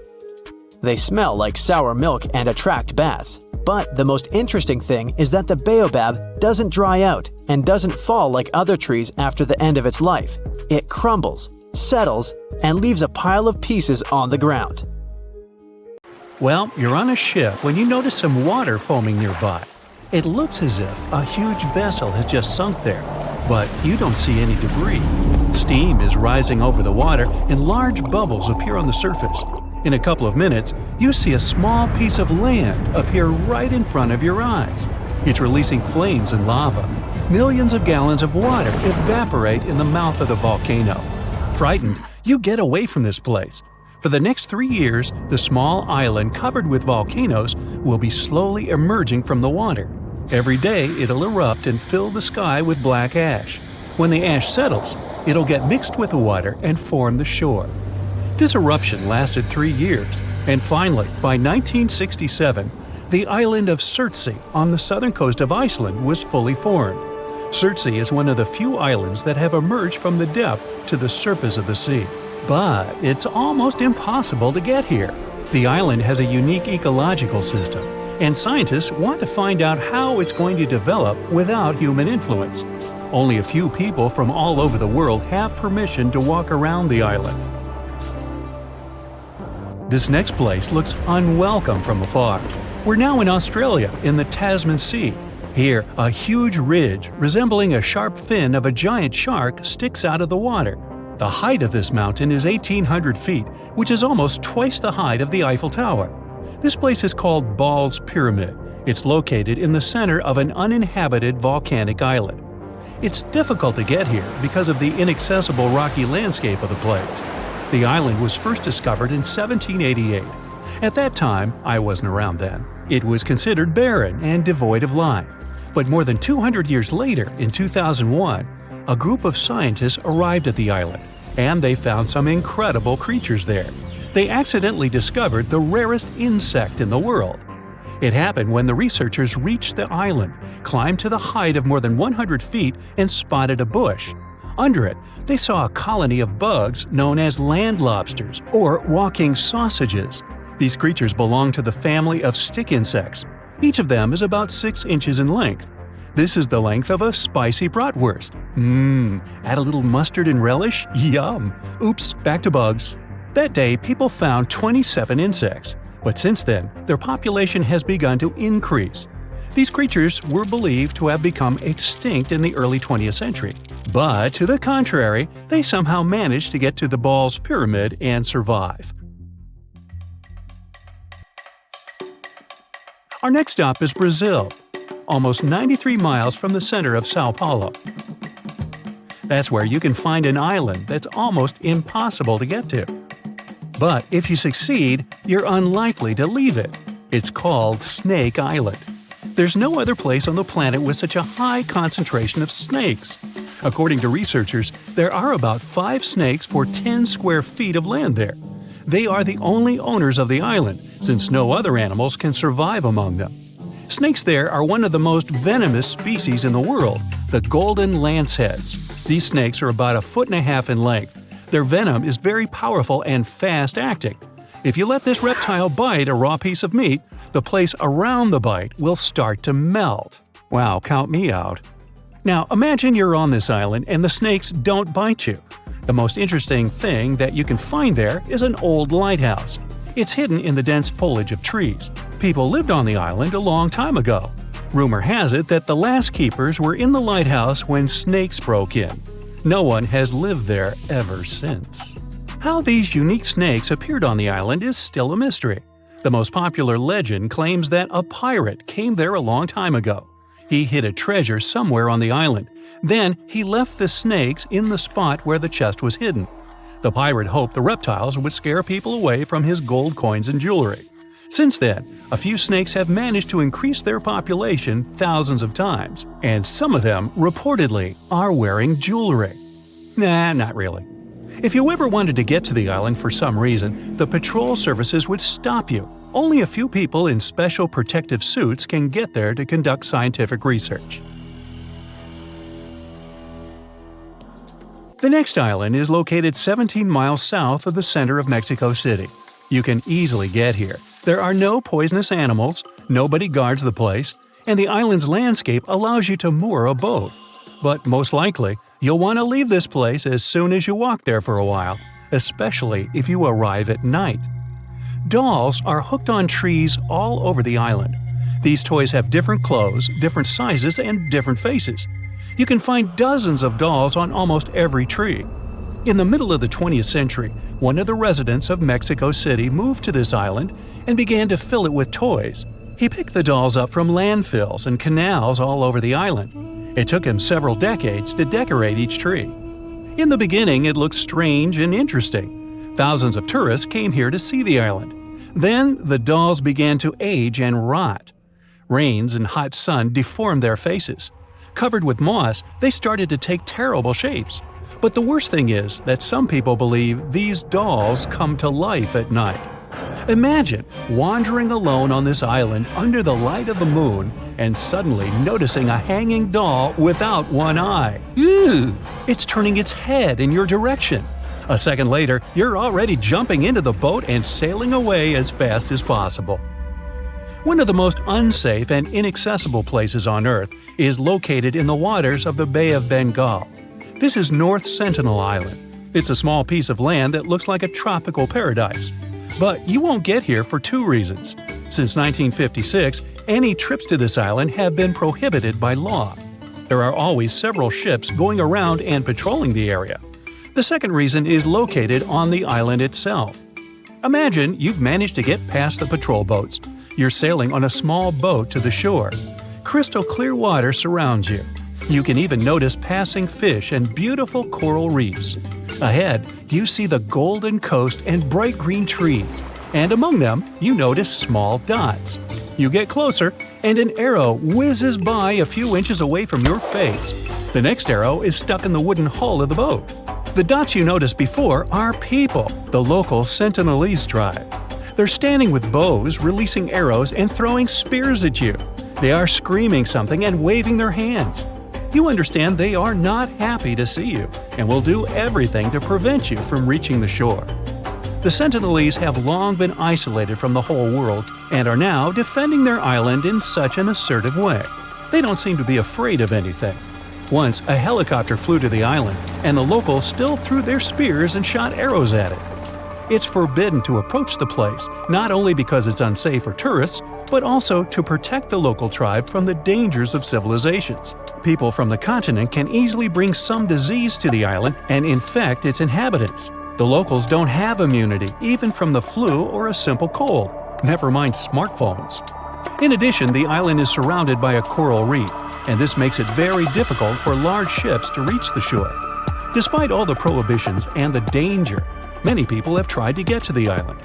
In 1880, an officer got to the shore and discovered that the soil there was ideal for growing coconut palms. The man also found several villages on the island, but didn't dare to meet with the locals. Eventually, he left this place, alive. Since then, many more attempts have been made to get to the island. Many times, researchers and travelers gave the islanders gifts, like fish or coconuts. The locals accepted these presents, asked for more, but still didn't allow foreigners to approach their homes. It's also difficult to make friends with the local tribe because they communicate in one of the most complex languages in the world. Scientists and linguists have been studying it for decades. And at the end of the 20th century, some researchers managed to make friends with the Sentinelese. In 1991, the islanders were invited to board a large ship. A team of anthropologists gave them bags with coconuts. Only several members of the tribe accepted the gifts. For centuries, the Sentinelese have been living on their own, far from civilization. And almost nobody wants to change this situation. What, and pass up the internet, fried food, and Facebook? You're kidding.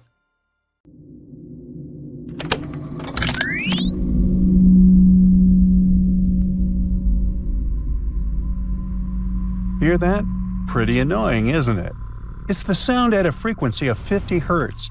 It's quiet, but permeates everything around. What if this hum followed you wherever you go throughout the day, week, month, around the clock? You can't sleep, you can't focus or study or work. You want to scream in frustration, but the sound continues to torment you. That would be awful. Unfortunately, this nightmare is a reality for the residents of the Scottish Isle of Lewis. Day and night, about 200 people go crazy over a strange low-frequency sound. They say it seems to be pulsating, causing headaches, dizziness, and the feeling of an existential crisis. And no one can find its source. The islanders decided to create a special Facebook group to discuss the causes of the sound, share their experiences, and support one another. One woman says the hum is impossible to ignore. It sounds like it's shouting in your face, demanding your attention. For this reason, she hasn't been sleeping well for several weeks. I understand. The island administration, as well as the residents, are powerless to solve this problem. Now, the locals used a spectrograph to study the hum. The device showed that the sound had a constant frequency of 50 Hz. It spreads all over the island, but it doesn't originate from within it. This means the source may be far away from the shore. An underwater laboratory? Testing some kind of a secret invention? A harsh experiment on people? An unknown sea creature? Ooh. People develop a lot of theories, but nothing helps. The country's top leadership may be aware of the nature of this sound, but they probably don't want to talk about it. It sounds like nonsense, but let's visit the small northern Irish town of Omagh. Its residents reported a constant buzzing that prevented them from sleeping. They just woke up in the middle of the night and heard this hum. The sound spread in different parts of the city, and no one knew its nature. People heard the sound every night. But fortunately, the city council coped with the problem. They found the source of the hum, but for some reason, they refused to tell the residents about their investigation. Moreover, they said the sound could return in the fall. The locals demand the truth. There's a big doubt that they will get it. Another case of a strange sound happened in Windsor, Canada. It's an industrial town located across the river from Detroit, Michigan. Its residents have been hearing the hum for many years. It sounds at such low frequencies and is so quiet that some residents often cannot understand, is the sound real or is it a hallucination? Other locals say the hum is so strong that it makes glassware rattle in the cupboards. Some people believe that some secret invention used to control the weather produces this sound. But the reality may be simpler. The most plausible theory claims that the source of the noise is on Zug Island. Blast furnaces located on the island release pressure and produce a strong rumbling sound. This is necessary to keep the equipment from exploding. Well, yeah.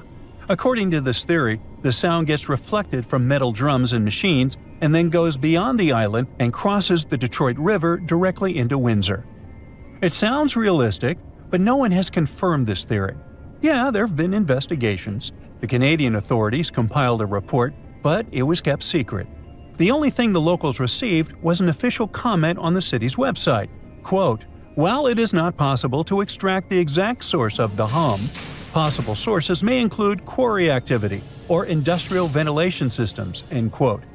But where did the version about the blast furnaces come from? They were mentioned in an abridged version of this report without any details getting disclosed. Another problem with the hum research is that Zug Island is located on private American territory. Scientists from Canada were banned from conducting investigations there. Canada, Ireland, Scotland. Anywhere else? Oh, yeah. The residents of Bristol, England have been hearing a mysterious hum since the 70s. And not only them, maybe you. The one who is watching this video right now hear it too. If that's the case, then you're one of about 4% of the world's population affected by this problem. No, seriously, what's happening? Let's figure it out. The first mention of the hum appeared in the mid-70s in England. A small digression. The Industrial Revolution also began in England. Keep this fact in mind and we'll come back to it later. So, people perceived the hum of Bristol like a quiet, annoying sound. But over time, it began to drive the locals mad, and of course, they demanded a solution to the problem. There were investigations that led to nothing. One theory said that it was the noise of industrial fans working in a warehouse in a neighboring city. But the warehouse has been closed for a long time, and the hum is still there.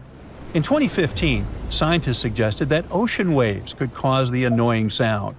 When they collide with ridges and continental plumes, they release a sound wave, blah blah blah. It's too far-fetched. Other scientists have suggested that vibrations caused by volcanic eruptions and earthquakes are the reason for everything. It also doesn't sound plausible. About 8 million lightning bolts strike the planet every day. These impacts create an electromagnetic charge. This energy causes the air between the surface and the ionosphere to resonate, and nope, that's all wrong. Sea waves, earthquakes, lightning? Seriously? Then why do so few people hear the hum? No, there must be something else here. There are many theories, but look at the whole picture. What do you see? In Ireland and Canada, the information about the hum is classified. It appeared in England in the 70s, and there are no earlier records of it. What does this tell us? The nature of the sound is not related to nature. It's about people and technology. England became the first industrial country. In England, the sound appeared for the first time. If this phenomenon had bothered people before, we would have found some records. It means it may have an artificial nature. Why would they hide any natural phenomena from us? What if the annoying hum is the consequence of our technological advances? Factories, cars, power lines, cell towers, airplanes, microwaves, power plants, all of these clog the air with sound waves. It's possible that all these things cause the hum, but only some of you can hear it. Listen carefully. Perhaps there's a buzzing hum in your ears too. Ooh. But let's not panic and end our video on a more positive note. While in some places the mysterious hum drives people crazy, in others it becomes the cause of a real celebration. Welcome to the bayside town of Sausalito in sunny, sometimes foggy, Northern California. In the 80s, a loud hum appeared here, which prevented people from sleeping. The investigation revealed that the cause of the hum was marine creatures. Thousands of toadfish swam to this place every year. These are fish that can emit unique sound waves. The human ear can't hear this sound from a single fish, but if there are thousands of them and they scream at the same time, then a whole town can hear their party. Sound waves come out of the water and reflect off the houses located next to the shore. From there, the waves spread further and can cover a huge territory. And that's what happened to Sausalito. Now, once people figured out the nature of the sound, they didn't look for solutions to get rid of it. They just decided to celebrate. The locals created the annual Humming Toadfish Festival, where they had fun and imitated the sounds of the fish. They dressed up as toadfish, toads, and other creatures. Unfortunately, the festival ceased to exist in 1990 because toadfish stopped coming to the city. They went to another place and only occasionally appeared on the coast. So there. Lake Michigan is one of the largest and most mysterious freshwater lakes in the United States. And now, deep inside it, scientists have stumbled upon something unexplainable. Vast, round craters scattered all across the lake's floor. It all started in 2022. A team of researchers wanted to map the lake's bottom and look for some shipwrecks. At first, they were sure it's going to be just some typical rocky terrain or sandy patches. But what they saw on their sonar screens stopped them cold. Strange, circular shapes that looked almost too perfect to be natural. They were hiding about 500 feet beneath the surface, in places where the water turns dark and impenetrable. Those guys are huge, ranging from 300 to 600 feet wide. They also plunge nearly 40 feet deep. And there are dozens of them, neatly arranged like some footprints, but the team had no idea what these things were. Then, in August 2024, the mystery only deepened. Using a remotely operated vehicle, they got a closer look at these formations. There were about 40 of them. No one had ever seen anything quite like this before in the Great Lakes.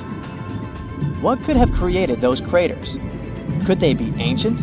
Perhaps remnants of some geological event lost to time? If that's the case, it's weird how long these holes have likely been sitting there, undisturbed. Theories started popping up. One possibility was that they could be sinkholes or dolines.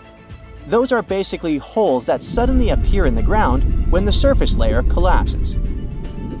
The rock beneath the surface, often made of limestone, gets slowly dissolved by water over time, creating voids underground.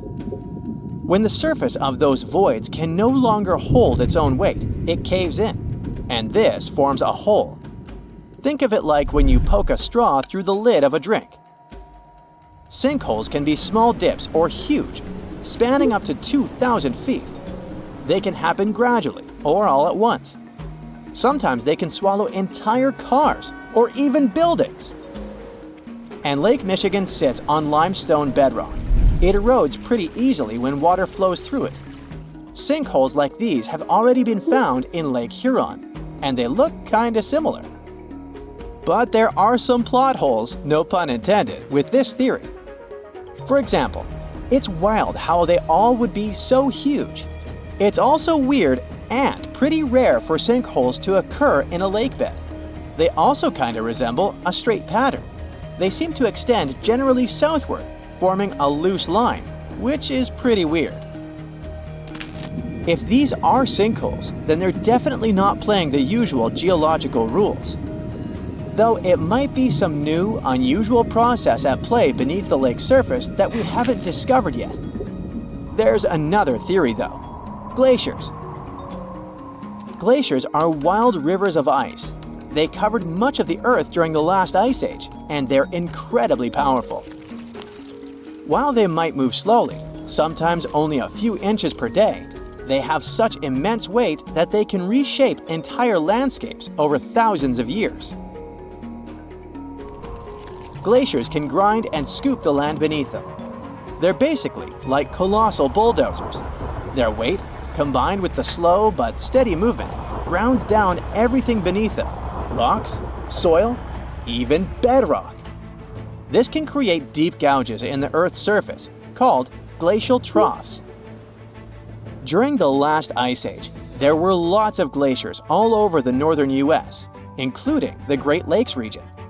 If they moved across what is now Lake Michigan, they could have carved out these deep holes. Glaciers often move in a pretty straight path. As they move, they cause terrain to erode, but the resulting erosion varies based on terrain. Sometimes there are places where the bedrock is softer or fractured, and these places are more easily carved and crushed by the glacier. That could explain why some holes could be bigger and deeper than others. Harder bedrock is less affected. But usually this leads to rounded, crescent-shaped depressions known as chatter marks. Those marks are more like grooves rather than circular, big craters like those in Lake Michigan. Once the glaciers melted, the Great Lakes themselves formed. If the craters were formed by them, they may have filled with water, becoming part of the Michigan Lake. Though this theory is more like a speculation, so we need more evidence. But there's another layer to this mystery. The craters are not just curious geological formations. They actually may hold valuable clues about early life on Earth. Parts of Lake Michigan, especially dark ones, are relatively low in oxygen. It's like a lighter version of deep ocean environments that often have very little of this element. For example, hydrothermal vents deep in the ocean, underwater openings in the Earth's crust with some hot, mineral-rich water that are often very low in oxygen. But some organisms love places like these. For example, opossum shrimp. Teeny tiny shrimp-like creatures that love cold, deep waters. They get their name because they have a pouch to carry their young until they're ready to be on their own, like an opossum. Or deep-water sculpin fish, small bottom-dwelling fish that also enjoys cold lakes. They're well adapted to living in dark waters and usually stay close to the lakebed. And weird organisms like invasive quagga mussels, which kinda look like shells. These are small freshwater mussels that have spread there to the Great Lakes. They attach themselves to hard surfaces and can cause problems for ecosystems by competing with native species for food and space. All these guys could be in Lake Michigan, and even more. There might be microbes or even bacteria that are specially adapted to these harsh conditions, just like it was in Lake Huron. There's only a handful of creatures that could survive deep within these craters, and studying them could give us insight into how life once flourished in Earth's ancient, oxygen-poor oceans. That's because it's in places similar to these, where some of the earliest life forms thrived. Early Earth had an atmosphere with little oxygen, although it was much more hot and ancient microbes adapted to this. The Great Lakes, especially Lake Michigan, have always had a bit of a ghostly reputation. Like even this mission was organized to study the shipwrecks. There were about 6,000 of them in the Great Lakes. Many of these wrecks are still sitting on the lake beds, preserved by the cold, fresh waters. And shipwrecks aren't the only strange things tied to the Great Lakes. Over the years, there have been stories of unexplained disappearances. Boats and even planes have vanished without a trace. The lakes, often calm on the surface, can suddenly turn dangerous with unpredictable storms and massive waves, leading to these mysterious events. Not even mentioning all the creepy stuff people notice there over the centuries, such as ghostly lights above water or bizarre weather patterns like eerie, sudden fogs that seem to appear out of nowhere. In 2007, they even discovered some prehistoric structure that looks like Stonehenge there. Well, it was way smaller, but still. It lay about 40 feet below the surface in the heart of Grand Traverse Bay, and it's speculated to be about 9,000 years old, way older than Stonehenge. Looks like this is a print of those who lived in the area thousands of years ago. These massive stones are arranged in a careful, winding pattern stretching over a mile. They range in size from basketballs to compact cars. But one, in particular, stands out.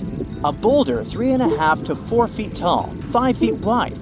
It's etched with the image of a mastodon, a creature that roamed the Earth about 11,000 years ago before it went extinct. It probably sank there during the end of the last ice age we mentioned. This period had reshaped the region. This place is underwater now, but back in the day, it was still dry land. So the stones were probably created by people who lived there, though we're not sure why. Were they used as hunting blinds? Or was it some sort of an ancient calendar? Who knows? Only about 15% of the Great Lakes floors have been explored. Now, scientists are gearing up for a deeper dive into this mystery, both literally and figuratively. They want to analyze the lake beds surrounding the craters, hoping that maybe something in the environment around them might have caused them to appear. They have initiatives like Lakebed 2030. These missions should map the entire underwater landscape.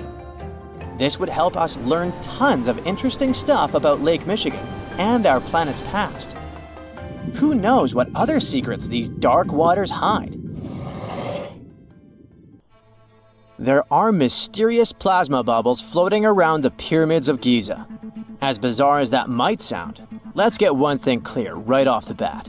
There's nothing extraterrestrial going on here. Plasma bubbles are those weather anomalies that form in a layer of Earth's atmosphere called the ionosphere. This is an invisible layer surrounding our planet that stretches roughly from 50 to 400 miles above Earth's surface, right at the edge of space. In this layer, the sun, being the giant hot power that it is, basically cooks gases, splitting them into electrically charged particles called plasma. Here's where it gets interesting.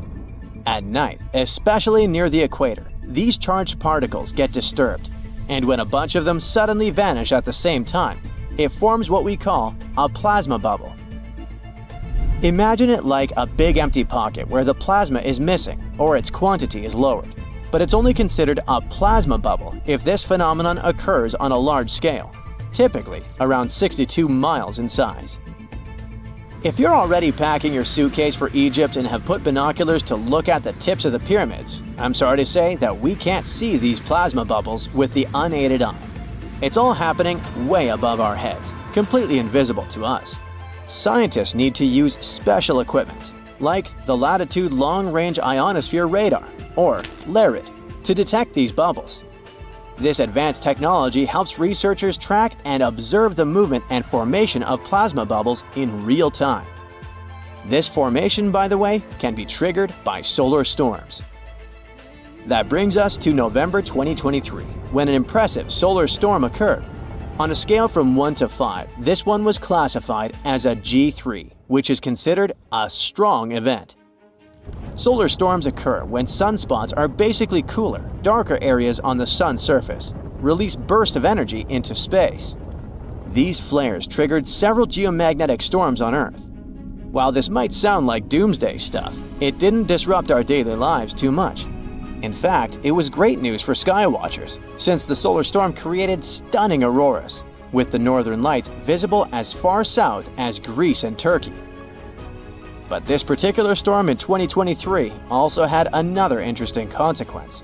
It caused the largest plasma bubble ever recorded by the Chinese radar. This phenomenon was so massive that it covered regions as far apart as the Egyptian pyramids and the Midway Islands in the Pacific Ocean. Now that's a huge distance, and it is a big deal for science. And that's because plasma bubbles are a growing threat to modern technology. Experts say they can disrupt satellite communications and GPS systems. So if you're using Google Maps or Waze and suddenly it can't figure out where you are, a plasma bubble might be to blame. Great, we now know what's going on with those bubbles, detected above the pyramids of Giza. But things get even weirder inside this ancient construction. Apparently, the Great Pyramid of Giza has the ability to concentrate electromagnetic energy within its interior. A couple of years ago, a group of researchers decided to see what would happen if they took this ancient architecture and hit it with radio waves. I mean, waves that are similar to the kind your phone uses, but on a much larger scale, up to 1,900 feet long. But since they couldn't just start blasting radio waves at the actual pyramid, they did the next best thing: computer modeling. Using these simulations, the researchers discovered something incredible. The Great Pyramid can actually concentrate electromagnetic energy within its internal chambers, as well as underneath its base, where an unfinished chamber is located. By concentrate, I mean something like trap it. For example, when you shout into a cave, you hear your voice echo back, right? The sound waves don't just disappear, they bounce around and get focused. Similarly, when radio waves hit the pyramid, they don't just pass through or around it. Instead, they get absorbed, bounce around, and focus inside and underneath the pyramid. Our list of mysterious phenomena surrounding the Egyptian pyramids doesn't end there. Inside the pyramid, there's a long, narrow passage that leads to what's known as the King's Chamber. This room sits at the center of the pyramid, and it's believed to have been the final resting place of Pharaoh Khufu, the ancient Egyptian leader who commissioned the entire thing over 4,000 years ago. When visitors step into the King's Chamber, two things normally strike them: the room's incredible acoustics and its heavy, imposing structure, which is entirely lined with red granite. Recently, scientists have started to connect these two facts. Some researchers now believe that the King's Chamber might be able to catch or pick up sound energy generated from other parts of the pyramid.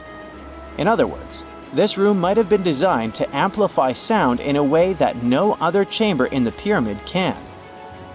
To test this theory, researchers conducted an experiment where they sang in the Queen's Chamber, which is located directly below the King's Chamber. Here's where it gets wild. The music couldn't be heard in the lower underground rooms of the pyramid, but it sounded loud and clear in the King's Chamber. One possible explanation for this is the type of stone used in the King's Chamber. pink granite. Granite is known for its piezoelectric properties, meaning it can absorb energy from its surroundings, like sound vibrations, and convert it into electrical energy. This suggests that the chamber's unique acoustics might be due to more than just the shape of the room. It could be that the granite itself plays a role in amplifying and concentrating sound waves. According to scientists, these discoveries open up a whole new field of research into the pyramid's potential. Could the ancient pyramids have somehow harnessed the energy created by sound waves, or even Earth's natural vibrations? It might sound far-fetched, but considering the granite's piezoelectric properties are well documented in modern science, it's not entirely impossible. Who knows? Maybe we've only just scratched the surface of what the pyramids were truly capable of. Speaking of just scratching the surface, there's even more to think about, like how the pyramids ended up in such a perfect location. It seems the builders lined up the Great Pyramid with the cardinal points, meaning its sides are almost perfectly aligned with the four main directions: north, south, east, and west. There are many theories about how they did it, but one study suggests that Egyptians might have used the fall equinox to achieve this perfect alignment. During the equinox, the sun rises and sets directly in the east and west. It probably made it easier for builders to use the sun's position as a guide. By watching the sun during this time, they could make sure the pyramids were positioned just right. If we think about all these strange things about the pyramids, I mean their perfect alignment, the ability to concentrate radio waves, and the materials used in the chambers that might generate electrical energy, could the real purpose of the pyramids actually be much more complex than just being tombs? Well, Nikola Tesla thought so. It is said that the famous inventor and engineer was kind of obsessed with the Egyptian pyramids, and he wondered if they might actually be giant energy transmitters. He believed the shape and position of the pyramids could help them function as huge generators, capable of producing free, limitless energy. Some researchers agree with Tesla and believe that these massive monuments might have been designed as giant power plants. According to their theory, builders could have figured out how to move ions, those electrically charged particles in the atmosphere, by placing materials like copper, gold, and silver around the pyramids.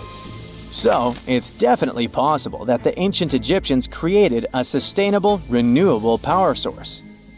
Although this is a very interesting thought, we haven't been able to confirm this theory, and the true purpose of the pyramids remain one of humanity's biggest mysteries. Phew, you can finally send that last report for the day and breathe out. The weekend is around the corner, but just when you're about to hit send, you're alarmed by the low rumbling under your desk. Is it the light rail passing by? Unfortunately, that's not the case. It's a volcano speaking. What, here? In Arizona? That's right, the ground keeps shifting under Arizona, reminding us that Earth is alive. No panic though, let's arm ourselves with some context. 20 American states have extinct, active, and dormant, currently sleeping, volcanoes. Among such states, you can find California, New Mexico, Nevada, Utah, and Colorado. On the bright side, Arizona's volcanoes are dormant at the moment, but it doesn't mean they won't go off in the near or not so near future. Now, how about traveling to Arizona to check the traces of its active volcanic past? They dot the desert landscapes of this state like spots dot a Dalmatian. There are entire volcanic fields southwest of Phoenix, east of Douglas, near Flagstaff, north of Kingman, and near the Mexico border. The most worrying thing about these fields is that even though they're not active at the moment, eruptions in this region might happen every 1,000 years or so. Well, the time seems to be up. The last powerful and destructive volcanic eruption occurred around 1,000 years ago at the Sunset Crater. Oh, this place is worth paying more attention to. And we will, but a bit later. First, we have to talk about hotspots. No, not that place where you can surf the web. In our volcanic context, a hotspot is a place where insane amounts of heat melt the overlying crust, Earth's thin outer layer, and form volcanoes. This heat rises from the mantle, which is located between our planet's dense, superheated core and the crust. Want to see an example of this type of volcanism? Welcome to the Hawaiian Islands. The Big Island has its active volcanoes because, at the moment, it's situated on top of the Hawaiian hotspot. The older Hawaiian Islands were once there too, but later they drifted off towards the northwest. It happened because that's where the oceanic crust on top of which they sat, namely the Pacific Plate, moved. Now, look at the world's ocean basins. Yes, they're literally dotted with islands that sit on top of hotspots, like Hawaii, Iceland, Samoa, the Galapagos. Those are probably the most famous examples. But don't think that continents can't host hotspots. They can, but those are far less common. One of the most famous continental hotspots is, I bet you know it. Yep, the one beneath the Yellowstone caldera. By the way, the caldera is a vast volcanic crater, especially one formed as a result of a massive eruption that led to the collapse of the mouth of a volcano. The Yellowstone hotspot is basically the creator of Old Faithful and the rest of the hot springs and mud pots for which the national park is famous. Speaking of Old Faithful, let's make a small detour and pay more attention to this wonder of nature. It's one of the most well-known geysers in the world. People have been coming from all over the globe to see it for more than a century. The cool thing about this geyser is that the likes of it can only form under very specific conditions. That's why they're pretty rare. Magma under the surface superheats pockets of underground water. The pressure there keeps growing until it eventually pushes the water upward with immense strength. A certain volcanic rock with a high silica content lines the tunnel through which this water escapes. Basically, it creates a unique pipe that can withstand unbelievable pressure and heat created by the water erupting above the ground. Old Faithful was the very first named geyser in Yellowstone. If you come to visit it expecting the thing to erupt every hour on the hour, you're gonna be disappointed. On average, Old Faithful erupts every 91 minutes or so, which isn't that bad either. Plus, you can download a special app which will provide you with the approximate time of the next eruption. But be very careful while visiting and stay away from the site. The water erupting from the powerful geyser reaches 204 degrees Fahrenheit. The steam is even more scorching, up to 350 degrees Fahrenheit. It's hot enough to bake a cake. But let's get back to our volcanic hotspots. Scientists still don't clearly understand why there aren't many hotspot volcanoes on continental crust. One reason might be that the continental crust is much thicker than the oceanic crust, which is about 4 times as thick on average. Another reason could be that most of Earth's crust, about 2/3 of it, is oceanic. This means that there's less continental crust for hotspots to form under. Now, I bet those of you living in Arizona will appreciate the following info. We'll talk about a volcanic field right in the heart of this state, the San Francisco Volcanic Field. That's a massive area filled with over 600 volcanoes. Yes, they're mostly small, but it doesn't make them any less impressive. They're scattered across 1,800 square miles in northern Arizona, a giant territory. Interestingly, scientists are still debating about whether this volcanic field is actually sitting on top of a hotspot. But one thing they agree upon, the volcanoes in this area get younger as you move east. And this pattern matches up with the North American plate moving west over what could be a stationary hotspot beneath the surface of our planet. Cool, huh? The volcanic hullabaloo in that area started around 6 million years ago. So, in geological terms, it's relatively young. As for the most recent eruption, it happened less than 1,000 years ago. The Sunset Crater, which I mentioned before, the one near Flagstaff, is the most famous vent from that eruption. The Sinagua people had to leave their homes at Wupatki Pueblo because of the eruption. That site is now part of the Wupatki National Monument. There, you can see how people lived in this volcanic region many years ago. If you go to explore this area, you'll notice that most of the volcanoes there are basalt cinder cones, small and steep. The Colorado Plateau has quite dry weather conditions. That's why the volcanoes haven't worn down much. Some of the best examples of those cones, like this one, called the SP crater, still look like they appeared yesterday. But look around. It's not just cinder cones. The San Francisco volcanic field also has a stratovolcano, as well as some lava domes that formed from volcanic rocks with more silica than basalt you can find in places like Hawaii. It means they're thicker and don't flow as easily. Anyway, the stratovolcano is going to be one of the most epic sights you'll come across while exploring this volcanic field. Well, not the stratovolcano itself, but the San Francisco peaks, the remains of that giant formation. They stand tall at more than 12,600 feet. That's 4.5 Burj Khalifas placed on top of one another. It makes the peaks some of the biggest landmarks in northern Arizona. They're not only stunning, but also sacred to the Native American people who have lived in the area for many generations. Now, unlike those super active volcanoes in Hawaii, the San Francisco volcanic field takes its time, thousands of years between eruptions. But you shouldn't relax just yet. Geologists say another eruption is likely to happen one day. It will probably occur in the remote eastern part of the field, away from big towns. Phew! And if that next eruption is anything like the one that formed Sunset Crater, it would be quite the show. Lava fountains and rivers of lava flowing. At the same time, the next eruption might not happen for centuries, maybe even millennia. Until then, the San Francisco volcanic field will remain a hidden gem of volcanic history, waiting for its next fiery performance.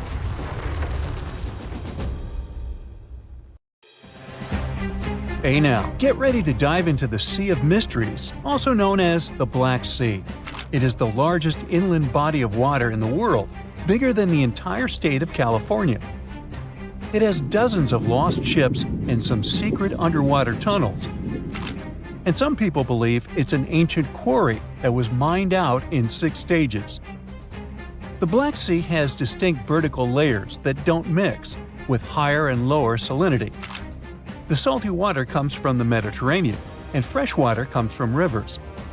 10 of the largest rivers in Europe flow into the Black Sea. It receives more fresh water from the rivers and rainfall than it loses from evaporation. The extra water flows through the Bosphorus into the Marmara Sea. There are 2 flows going through the straits. The upper flow leaves the Black Sea and takes surface water out of it. The bottom flow carries salt water from the Mediterranean to the Black Sea. That's why the upper layers of the Black Sea are less dense than its saltier lower layers. The oxygen that comes from the atmosphere and photosynthesis stays in the surface layers. Everything deeper than about 300 feet in the middle and up to 500 feet near the edge is not fit for life. Only certain bacteria can survive in these conditions. Although there's no air deep down in the Black Sea, the upper layer is home to around 750 species of phytoplankton. Eggs and larvae of fish and invertebrates chill in coastal regions. There are also 180 fish species in the Black Sea, and some of them are valuable, such as horse mackerel, spiny dogfish, and sprat. The water level in the Black Sea is always the same because there are no high or low tides, so the sea is always calm, quiet, and serene on the surface. But it has one surprise feature, an underwater river. It's a current of salty water flowing through the Bosphorus Strait and along the seabed. This amazing discovery was made by scientists from the University of Leeds and was announced in 2010. It's the first undersea river of its kind ever found. The river forms because salty water from the Mediterranean Sea spills through the Bosphorus Strait into the Black Sea, where the water is much less salty. The no-air zone of the sea is an ideal conservation chamber for what's hiding on its bottom.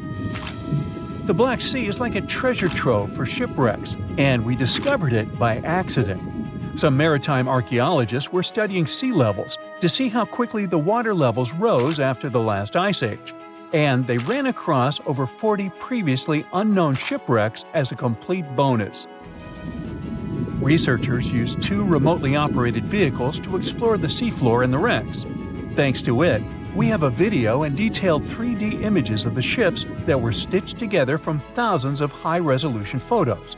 According to the New York Times, some of the standout discoveries among the 44 ships found include a medieval training vessel from the 13th or 14th century.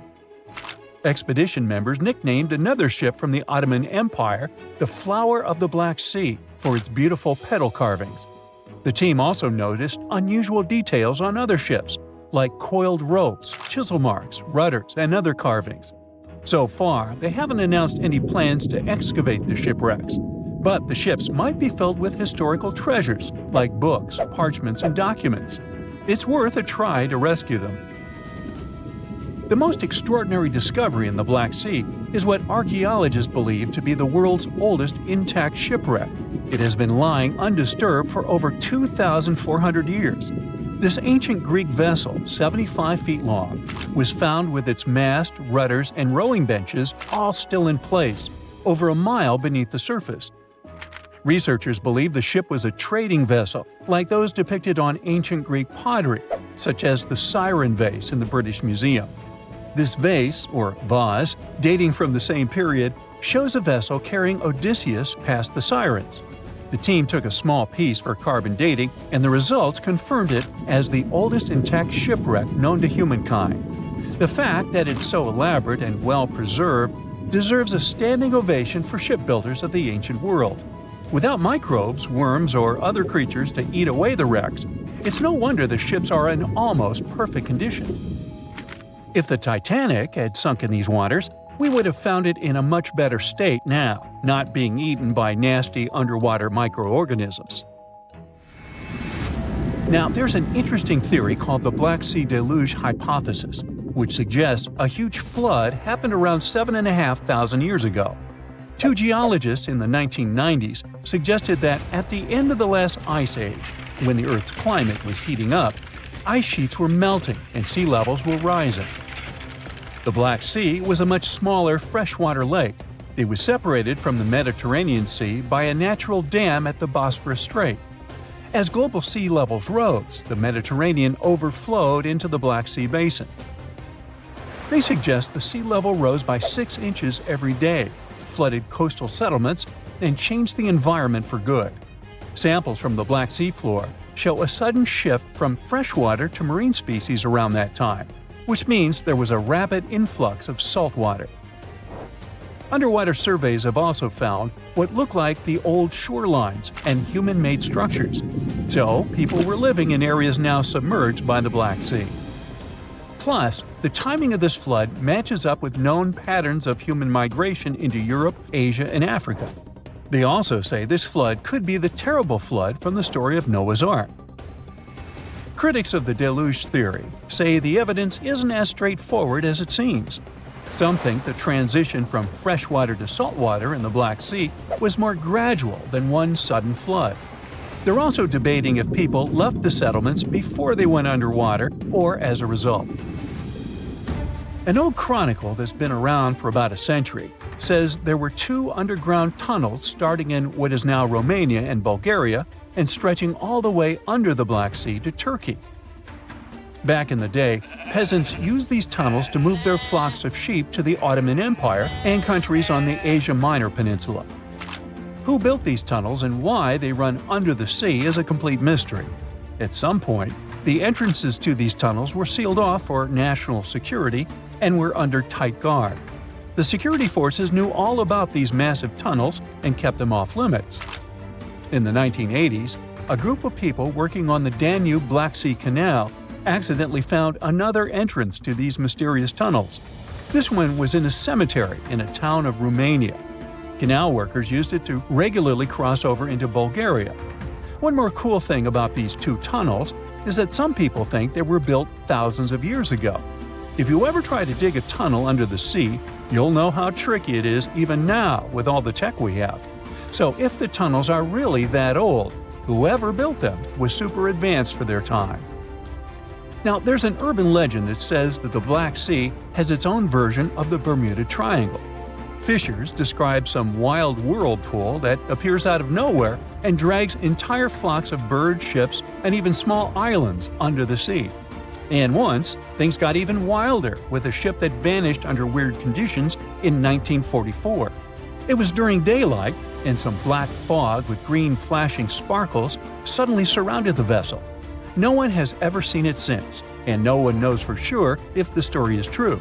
But it sure adds a spooky touch to the mysteries of the Black Sea. Some mistakes have the power to change the course of history.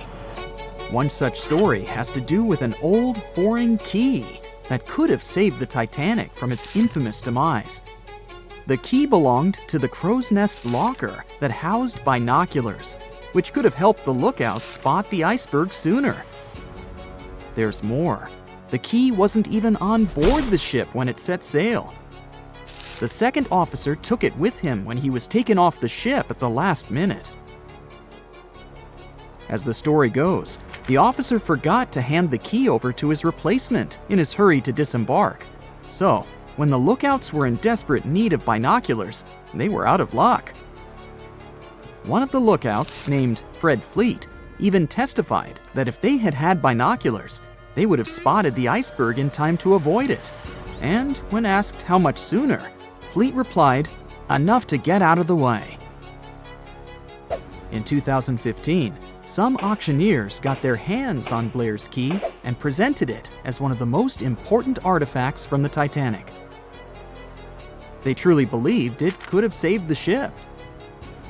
Blair kept the key as a souvenir and passed it down to his daughter, Nancy. At one point, it was up for auction with a price tag of over $80,000. Blair himself was quite the hero, it seems. A year after the Titanic disaster, he was awarded a gallantry medal for saving a crewman who had fallen overboard while he had been on board the liner Majestic. He may have forgotten a key, but he sure didn't forget to be a hero when it counted. This next story is both funny and tragic. It's about NASA's lost $125 million Mars Climate Orbiter. The spacecraft engineers failed to convert from English to metric measurements before the craft was launched, and as a result, they lost it. The navigation team at the Jet Propulsion Laboratory used the metric system of millimeters and meters, while Lockheed Martin Astronautics in Denver used the English system of inches, feet, and pounds. JPL engineers mistook acceleration readings measured in English units of pound-seconds for a metric measure of force called Newton-seconds. What's worse is that none of JPL's quality control procedures caught the error in the 9 months it took the spacecraft to make its 461 million-mile flight to Mars. That's a long time to be lost in translation, don't you think? The miscalculations were enough to throw the spacecraft so far off track that it flew too deeply into the Martian atmosphere and was destroyed when it entered its initial orbit around Mars. It's embarrassing to lose a spacecraft to such a simple math error. And it's hard to think of another example of such a large loss due to English versus metric confusion. Ever heard about the mathematical mistake that led to the discovery of the New World? Spoiler alert, it involves a guy named Christopher Columbus and a really big globe. Back in 1492, Columbus set sail from Spain with a mission to find a new trade route to Asia. He was convinced that he was less than 3,000 miles away from Japan, and just a bit more sailing would get him to the Indies with all their tasty spices. The only problem was that Columbus was a bit off in his calculations, like way off. He made a mistake in estimating the size of the globe, which led him to believe that Earth was far smaller than it actually is. Now I know what you're thinking. Wasn't Columbus afraid that he would fall off the edge of the world? Contrary to popular myth, Columbus and his crew knew the Earth was a globe, just like the ancient Greeks did 2 millennia earlier. They weren't worried about falling off the edge, but rather about the size of the ocean they planned on crossing. And to make matters worse, Columbus had no idea that an unknown landmass existed between Spain and Asia. After weeks at sea, Columbus finally reached the Caribbean. He believed that he had landed on the outskirts of Asia, and so named the islands the West Indies. He went on to explore the Caribbean and the northern coast of South America. But here's where things get really interesting. Even though Columbus insisted until his last day that he had reached Asia, another Italian explorer named Amerigo Vespucci mapped the eastern shore of South America down to Brazil and proved conclusively that Columbus had actually discovered a whole new world. A German mapmaker saw Amerigo's maps and labeled the new landmass America after him. And since his maps were super popular at the time, the name stuck. One man named Alexander Fleming stumbled upon one of the most significant medical discoveries of all time by accident. At one point in his career, Fleming observed the demise of many people from uncontrollable infections. Antiseptics were used to fight this, but they often did more harm than good. In 1922, while he had a cold himself, Fleming transferred some of his, nasal discharge to a petri dish and left it on his cluttered desk. When he finally examined it weeks later, he found that an enzyme had some antimicrobial properties. It wasn't until 1928, when Fleming left an uncovered petri dish next to an open window, that he stumbled upon the discovery that would change the world. The dish became contaminated with fungus spores. And when he examined them under the microscope, Fleming discovered that the bacteria near the fungus were dying. He managed to isolate the fungus and found that it was effective against numerous things that caused diseases. And thus, penicillin was discovered. As Fleming himself put it, "I did not discover penicillin. Nature did that. I only discovered it by accident." Talk about a lucky break. In the early 1520s, the east coast of the United States of America was a big mystery waiting to be solved. The Spanish found Florida, and the English and Portuguese found Newfoundland, but the area in between was like a blank spot on the map. France decided to take action and sent an expedition to explore the area. They chose a guy called Giovanni da Verrazzano to lead the trip. For this expedition, he got 4 ships. Unfortunately, 2 of them were shipwrecked, and a third one went home after doing some other business on the Spanish coast. Only the flagship, La Dauphine, crossed the Atlantic with Verrazzano and his 50-man crew. Verrazzano set sail from Madeira and landed at Cape Fear. From there, he sailed south, but got a little scared of running into the Spanish, so he returned somewhere north of Charleston. He anchored not far from his original landing spot, but unlike other explorers, he preferred to anchor well out at sea. He did send a boat to the shore, and he met the natives. They were described as wearing just some animal skins covering their bodies and garlands of bird feathers. As Verrazzano sailed along the coast, he reached the outer banks of North Carolina. He thought that the waters he discovered were those of the Pacific. In reality, what he'd stumbled upon was the Pamlico Sound. He thought that North America was just a long, extremely narrow strip of land. This mistake led mapmakers to show North America as almost completely divided in 2. Moving on, Verrazzano reached a beautiful place that he called Arcadia, probably Kitty Hawk, North Carolina.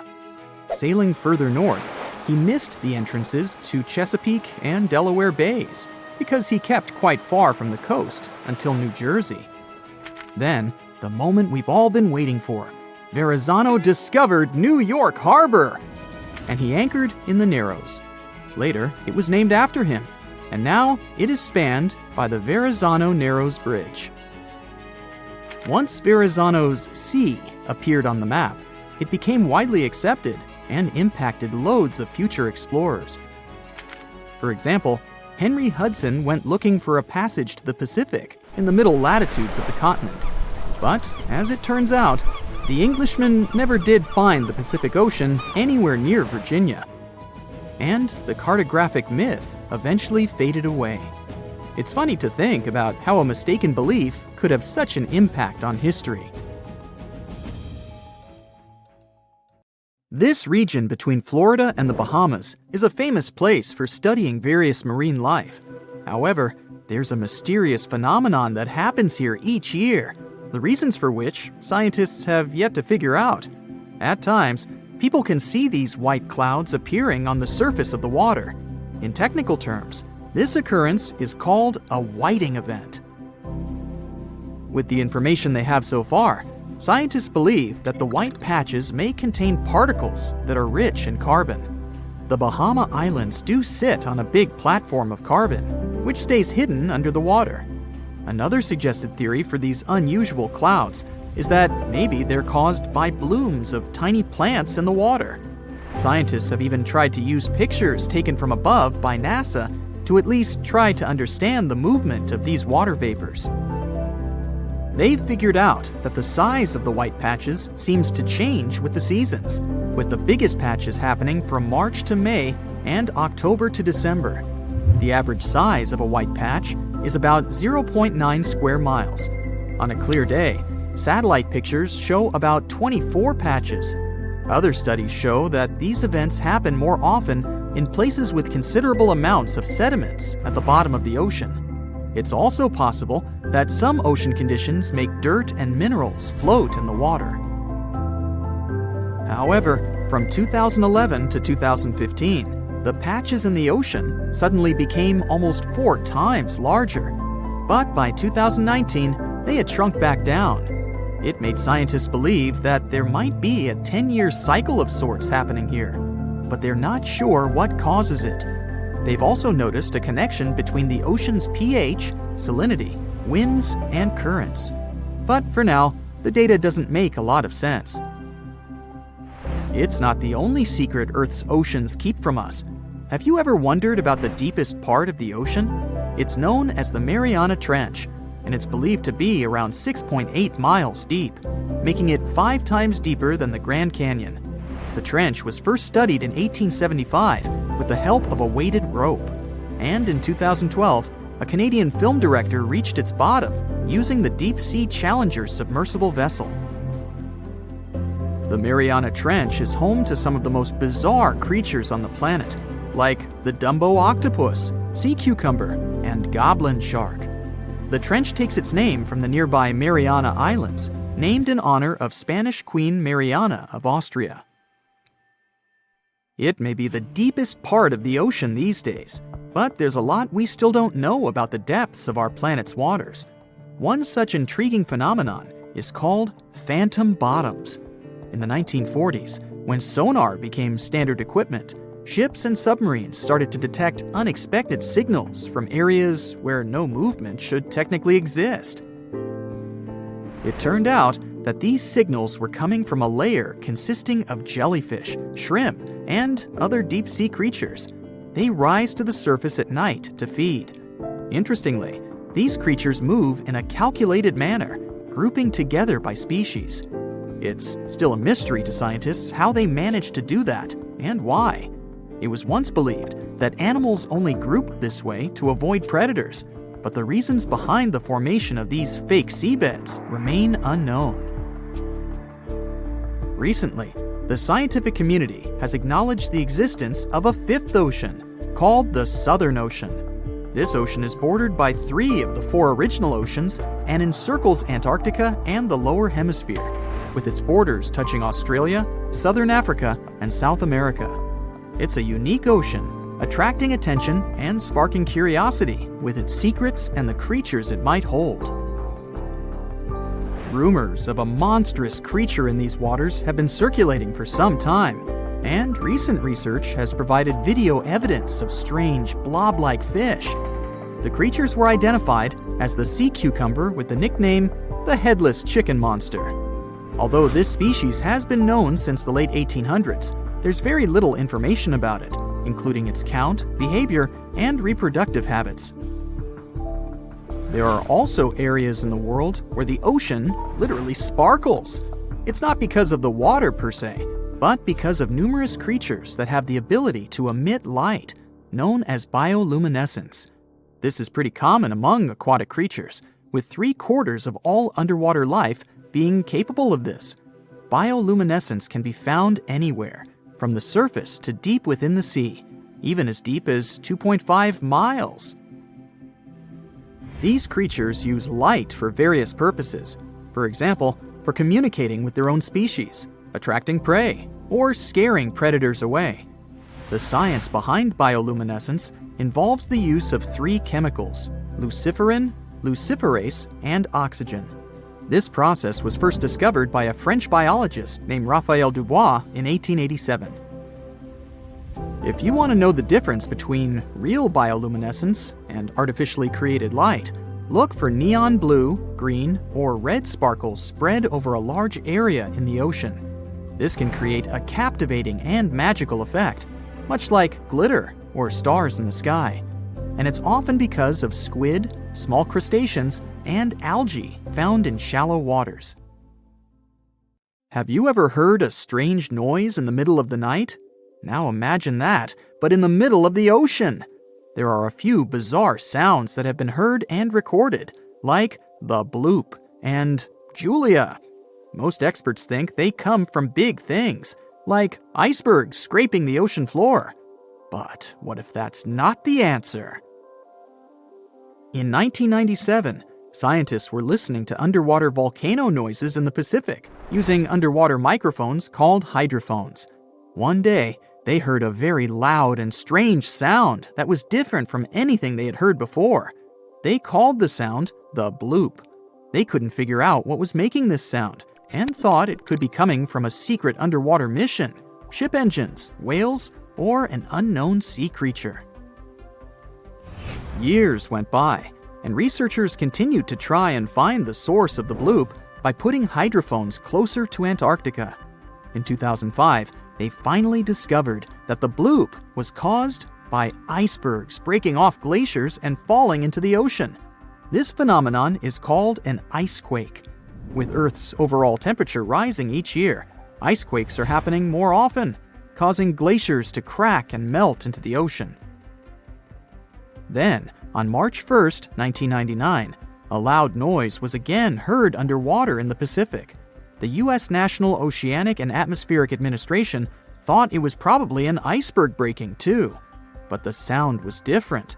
This led some people to think the noise came from a sea monster named Julia. Some thought it was a new unknown species, while others believed it was a known creature, like a whale or a giant squid.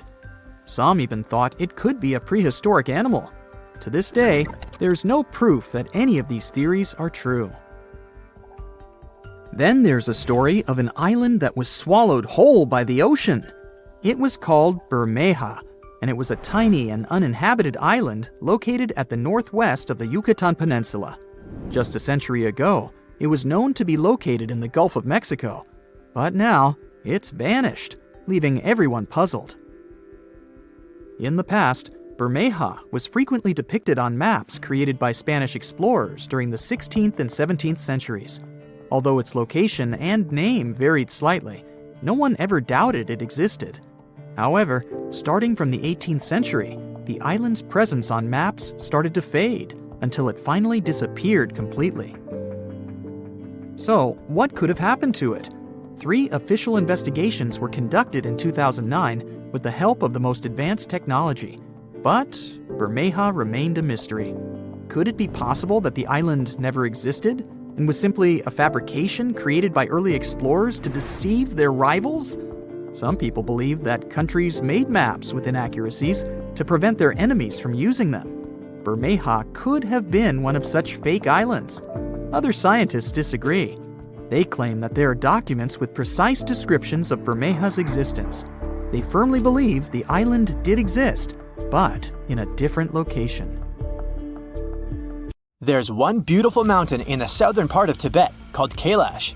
Its height is about 22,000 feet. This is not so high and much less than Mount Everest.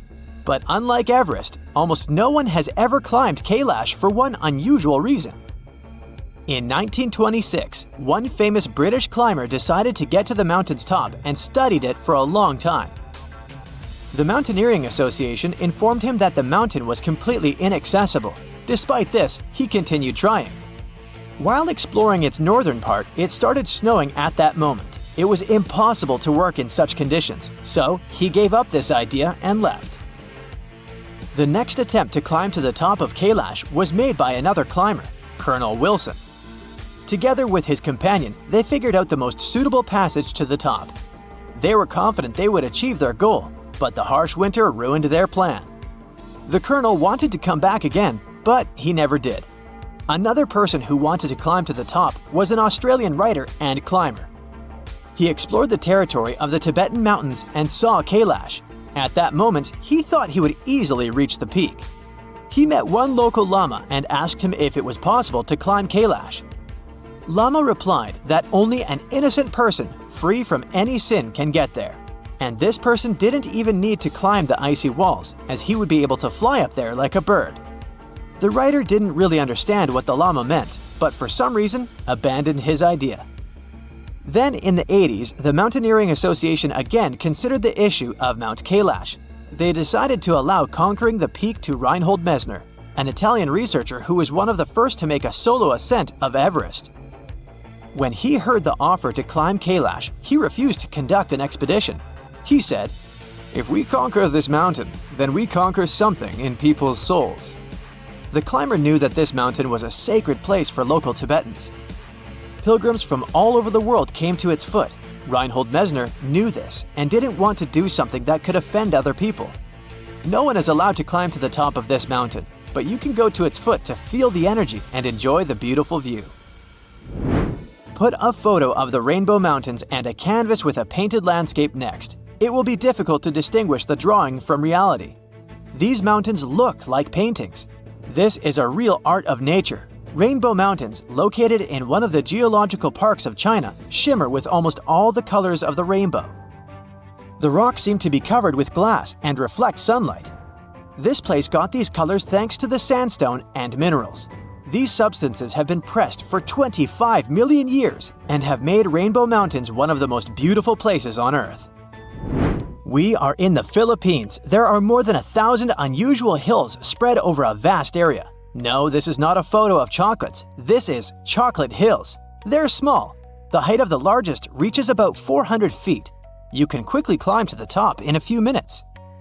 The peculiarity of these hills is that hundreds of thousands of people daily sprinkle these peaks with millions of tons of chocolate chips. And then, when it melts, the incredible smell of cocoa spreads throughout the territory. Okay, just kidding. Of course it's not chocolate chips. Every hill is covered with green grass. During the dry season, it dries out and gets a chocolate brown hue. This landscape is just a great photo for a package of sweets. Perhaps some company has already printed it on its box. Imagine a small mountain, about 33 feet high and 330 feet wide. It's not even a mountain, but a small hill. Nothing grows on it. No grass, no trees, just dark sand. But the peculiarity of this mountain is that it can move. Every year, it passes a distance of about 66 feet. Look at it, remember its position, and come back in 12 months. It will change the location, but also change its shape. Moving Mountain is located in the savanna of Tanzania. This massive dune has been moving in different directions for 3 million years.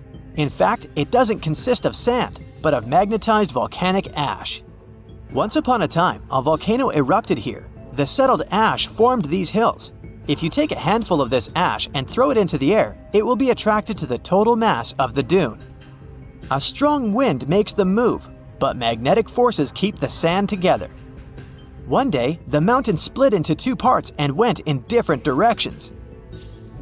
One of the most mysterious and strange mountains is located in North Carolina. This is Mount Brown. Externally, you won't find anything special in it, but try to take a tent and spend a couple nights there. Perhaps you will remember these nights for the rest of your life. people have often seen mysterious lights flying around this mountain. These strange fireballs fly high speeds over the top and disappear into the evening sky.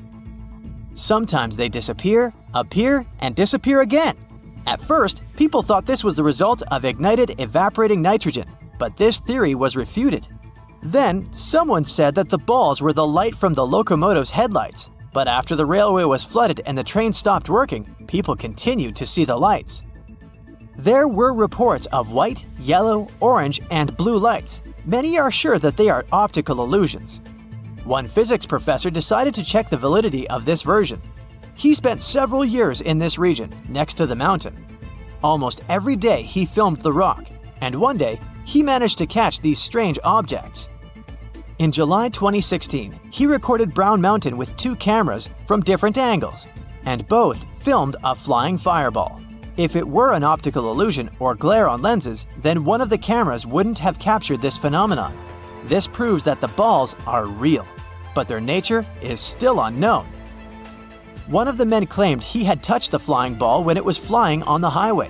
The man said he felt an electric current. Now this place attracts thousands of tourists from all over the world. Fans of strange and unexplained phenomena like to come here. This mountain looks pretty scary and lifeless. It's located on a small volcanic island in the Tasman Sea, Australia. The island is called Ball's Pyramid.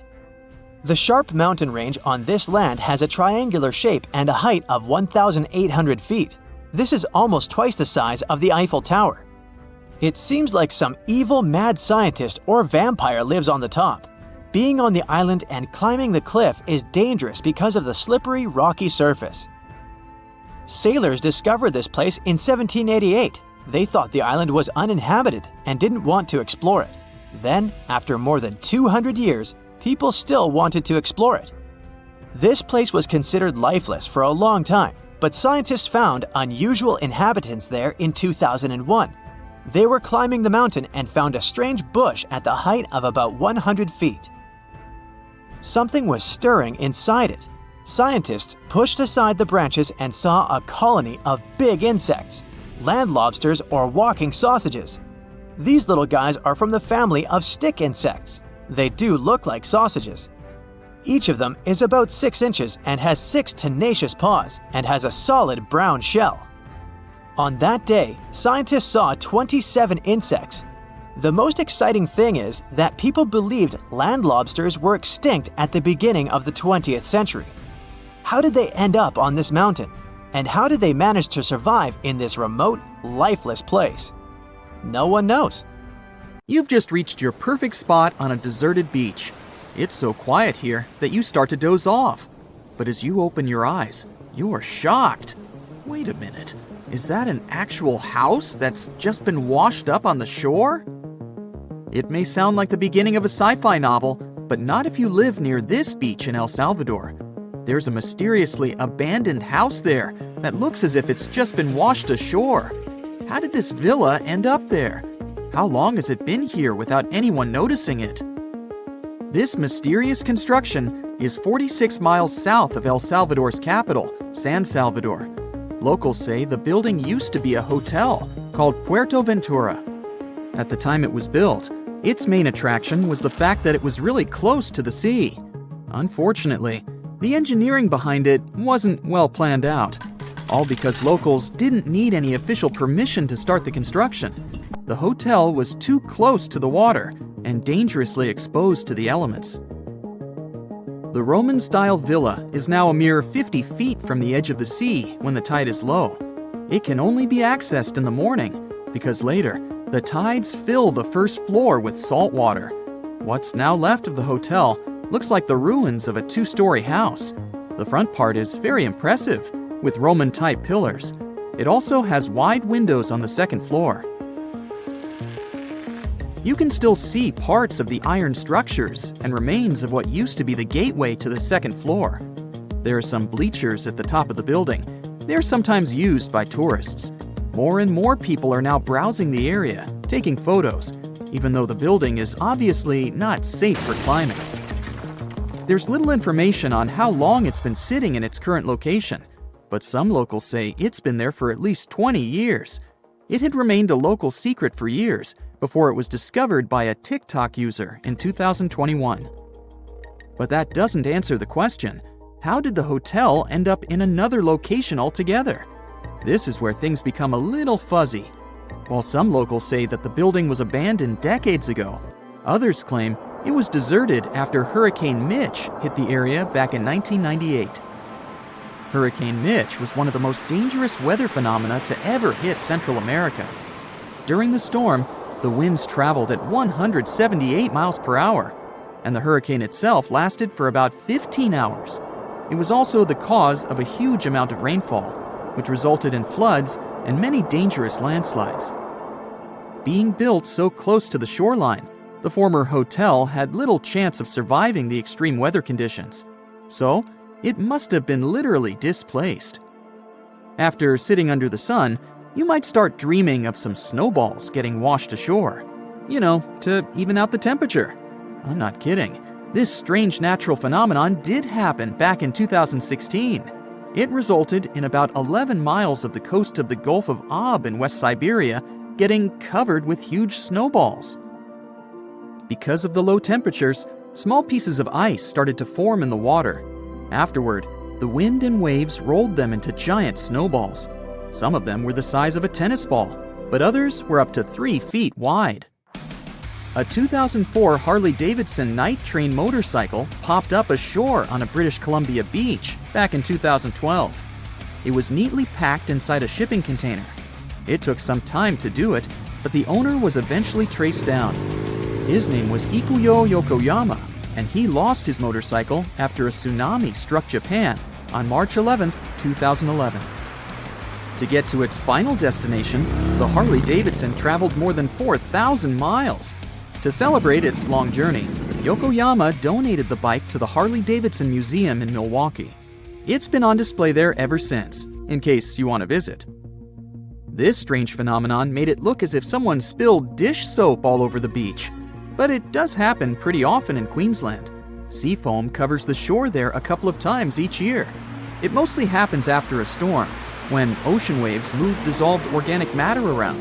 It's basically like a giant ice cream maker. After Cyclone Debbie back in March of 2017, some beaches actually needed to be closed because of huge amounts of white foam. The wind even brought some of that foam to the nearby towns, making locals believe it was snowing. Would you be surprised to see a 6-by-6-foot rusty metal die washed ashore on your local beach? Because back in 2017, people in Coeur d'Alene in Idaho sure were. It turned out to be an old storage tank. Someone decided to spice it up a bit by adding some white spots to make it look like a die. In 1992, thousands of rubber duckies got stranded at sea after a large container ship that was transporting them was hit by a wave. As you can imagine, the ducks started popping up all over the world, in Hawaii, Alaska, South America, Australia, in Europe, and even in the Arctic. It's estimated that a couple hundred of those unlucky rubber ducks are still out there. Interestingly, they turned out to be very useful to scientists. Based on their movements, researchers can monitor the direction of water currents. If you happen to like dinosaurs, you'll be happy to know sea waters can also bring ashore some fossils. In 2018, a large dinosaur jawbone ended up on the coast of Lilstock Beach in Somerset, England. It used to belong to a dinosaur called Ichthyosaurus. Thanks to this finding, scientists were able to make an impressive discovery. Before, they thought the Ichthyosaurus could reach a maximum length of about 69 feet. But after they studied the jawbone, they ended up recalculating the creature's size. They concluded that the Ichthyosaurus could grow up to 85 feet. The megalodon was the largest predator in our planet's history. It lived almost all over the globe, except near the poles. How do we know that? Because megalodon teeth keep appearing on beaches every now and then. One staggering megalodon tooth, which was way over 20 inches long, was discovered in a river in Croatia. Since these creatures have been extinct for about 3 million years, their teeth are highly prized by fossil hunters. A giant Lego man that washed ashore is something I never thought I'd hear about. And it turns out it didn't happen just once. There were 4 of these giant Lego men in total, each around 8 feet tall. One was found in England and one in the Netherlands, while the other two popped up in Florida and California. It was surely not a coincidence, and after some research, people found out that a Dutch artist was behind this. Ego Leonard started this project as a personal statement campaign. A short film was even made about this, and it was called No Real Than You Are. This sentence was written on each of the 4 Lego men put to sea. A bundle of over 50 letters was washed ashore in New Jersey on a beach in Atlantic Highlands back in 2012. It happened shortly after Hurricane Sandy had struck the area. A 14-year-old boy found the letters and gave them to his mom. She was so touched by them that she decided to carefully dry and return them to their owner. The letters were the correspondence of 2 people named Dorothy and Lynn. They were dated between 1942 and 1948. The last was written a week before their wedding. With the help of an online genealogy site, the woman reached Dorothy and returned the letters to the 88-year-old woman who was living in a retirement home. You plan to spend your summer vacation in Africa. The final destination is the Sahara Desert. It's located in northern Africa, stretching from the Atlantic Ocean to the Red Sea. You're excited to ride camels and learn about the region's rich cultures. You hop on an extensively long flight, and finally, you are here. You find yourself in the world's biggest hot desert. Can you believe it's 3 million square miles? You're ready for your first adventure after drinking liters of ice-cold water. The guide gives you a choice. You can spend 2 weeks visiting a collection of oases, or you can help them solve an ongoing local mystery. Deep into the desert, near this Algerian town, lies a mystery begging to be solved. A collection of huge, spotted circles in the sand. There are dozens of them, stretching for miles in a straight line. The circles were first identified via Google Earth images several years ago. People have debated them for years, but no one seems to know the answer. The strange thing is that they are so many miles away from any towns, roads, or human activity. The quickest way to discover the truth behind the circles is asking questions. You grab your notebook and set out to talk to locals. Everyone is helpful in this scenario: geographers, anthropologists, elders, and historians. The first person you talk to is a map expert. You need to understand if those circles were authentic or a satellite glitch. You end up interviewing the people who take Google Earth satellite pictures. The circles are really there. They appear in multiple pictures from many years. Then, let's understand why they are there in the first place. After 2 days of interviews, you have your first lead. The circles could be the result of oil activity. Experts explained why this would make sense. Algeria is a rich area for natural resources, so this would be a sensible guess. Usually, to find out if there is anything worth extracting, companies would undertake seismic surveys. Seismic surveys are a way of analyzing the Earth's surface by sending shock waves into the ground. Depending on how these waves bounce back, you'll know what is located there. A special vehicle could have marked the soil that way. So, did we unravel the mystery? Not quite so.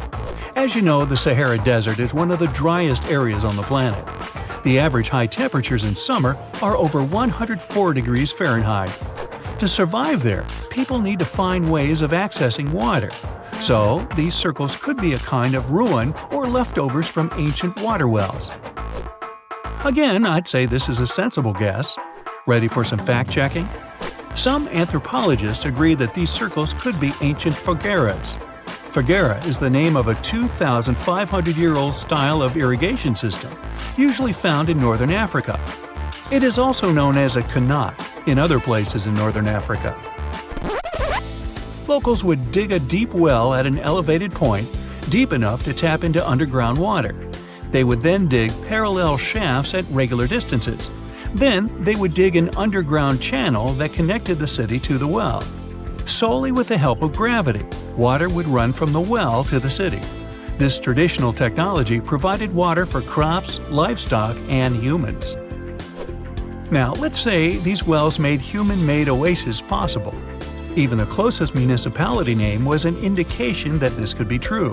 The name Fogueret Essaouira is actually named after foguerets, these ancient wells. Now, this lead was proving to be very accurate. You decide to travel over there to see for yourself. You take a local bus, sit back, and enjoy the ride. The landscape in northern Algeria is filled with ancient-looking towns. You even see ruins of wells along the way, on the outskirts of smaller cities. Opening Google's satellite images, you can see the Qanat's markings on the ground, a series of holes running down several miles. But as soon as you arrive, you find out you were wrong. Dale Lightfoot, one of the world's leading experts on Qanats, said that the circles were definitely not Qanats. Even the satellite images confirm this difference. Uh-oh, we were so close. Apparently, Qanats or favelas would not run down a straight line. They wouldn't be shaped like circles. Another clue that this wasn't the case was that there were no towns at the end. The circles were really far away from any human activity, and Qanats were explicitly built to provide water for human settlements. Well, it sure was a good try. You almost gave up on this mystery when you decided to take one more field trip. It was days of preparation, pick up cars, food, equipment, all so that the mystery of the Sahara Circles could be unraveled. On the first day, you drove over 99 miles into the desert. You were always curious to see what this part of the world looked like. Over there, you see nothing but mustard yellow dunes. The night sky is pretty decent though. You can see the entire Milky Way with your own eyes. You set up camp and sleep under a canopy of stars. The next day, tension grows. There's no cell reception. Oh dear. But thankfully, you added the coordinates of the circles to your Google map. And surprise, the offline mode works out there. You follow the coordinates, but it leads you astray. You start to get nervous, thinking this was all in vain. But you and the team get into the car and drive a few more miles past the coordinates on your phone. After a very bumpy ride, you can't believe your eyes. There it is, an enormous crater dug on the sand, surrounded by 12 smaller holes. From up high, it looks like a clock, without the pointers, of course. On the ground, they're very faint, so faint you almost miss them. Searching the area, you notice all the holes had something similar, metal wires, thin wires that you can pull from the ground. They're buried deep, so you start digging. An object starts to reveal itself. Uh-oh, it looks like old dynamite. This certainly surprises you. Better stop digging to avoid any accidents. At the end of the survey, you feel satisfied, but still curious. What could all this dynamite mean? And who put it there? What comes next is the turning point of your adventure. Walking back to the car, you see something shining on the ground. You approach the item with curiosity. It's round and rusty and looks like a sardine can? What's that doing here? Could this give you more clues about the circle's mystery? Just in case, you pick it up and put it in the car. Back in the city, the puzzle pieces start to reveal the story behind the Sahara Circles. You bring photos and the sardine can and show them to local experts. They analyze your material and give you an intriguing verdict. As it turns out, guess number 1 was the closest one to the truth. So, what happened to the first guess? Why do we need to keep digging deeper? Well, because it was only half right. The Sahara Circles are not a historical footprint of seismic surveying. Back when the circles were made, this technology didn't even exist. But they sure are related to oil exploration. The dynamite-filled holes were an old method for oil searching. The circles are the leftovers of surveyors looking for resources underground. And the sardine cans? Well, they were left by the workers who held explosion works. You gotta eat, right? According to the model of the can, this happened more or less around the 1950s and 1960s. So these circles aren't even that ancient. More like modern ones, if you ask me. Well. Hope you are glad you tagged along and helped unravel this mystery. See you in the next mystery-solving adventure. That's it for today. So hey, if you pacified your curiosity, then give the video a like and share it with your friends. Or if you want more, just click on these videos and stay on the bright side.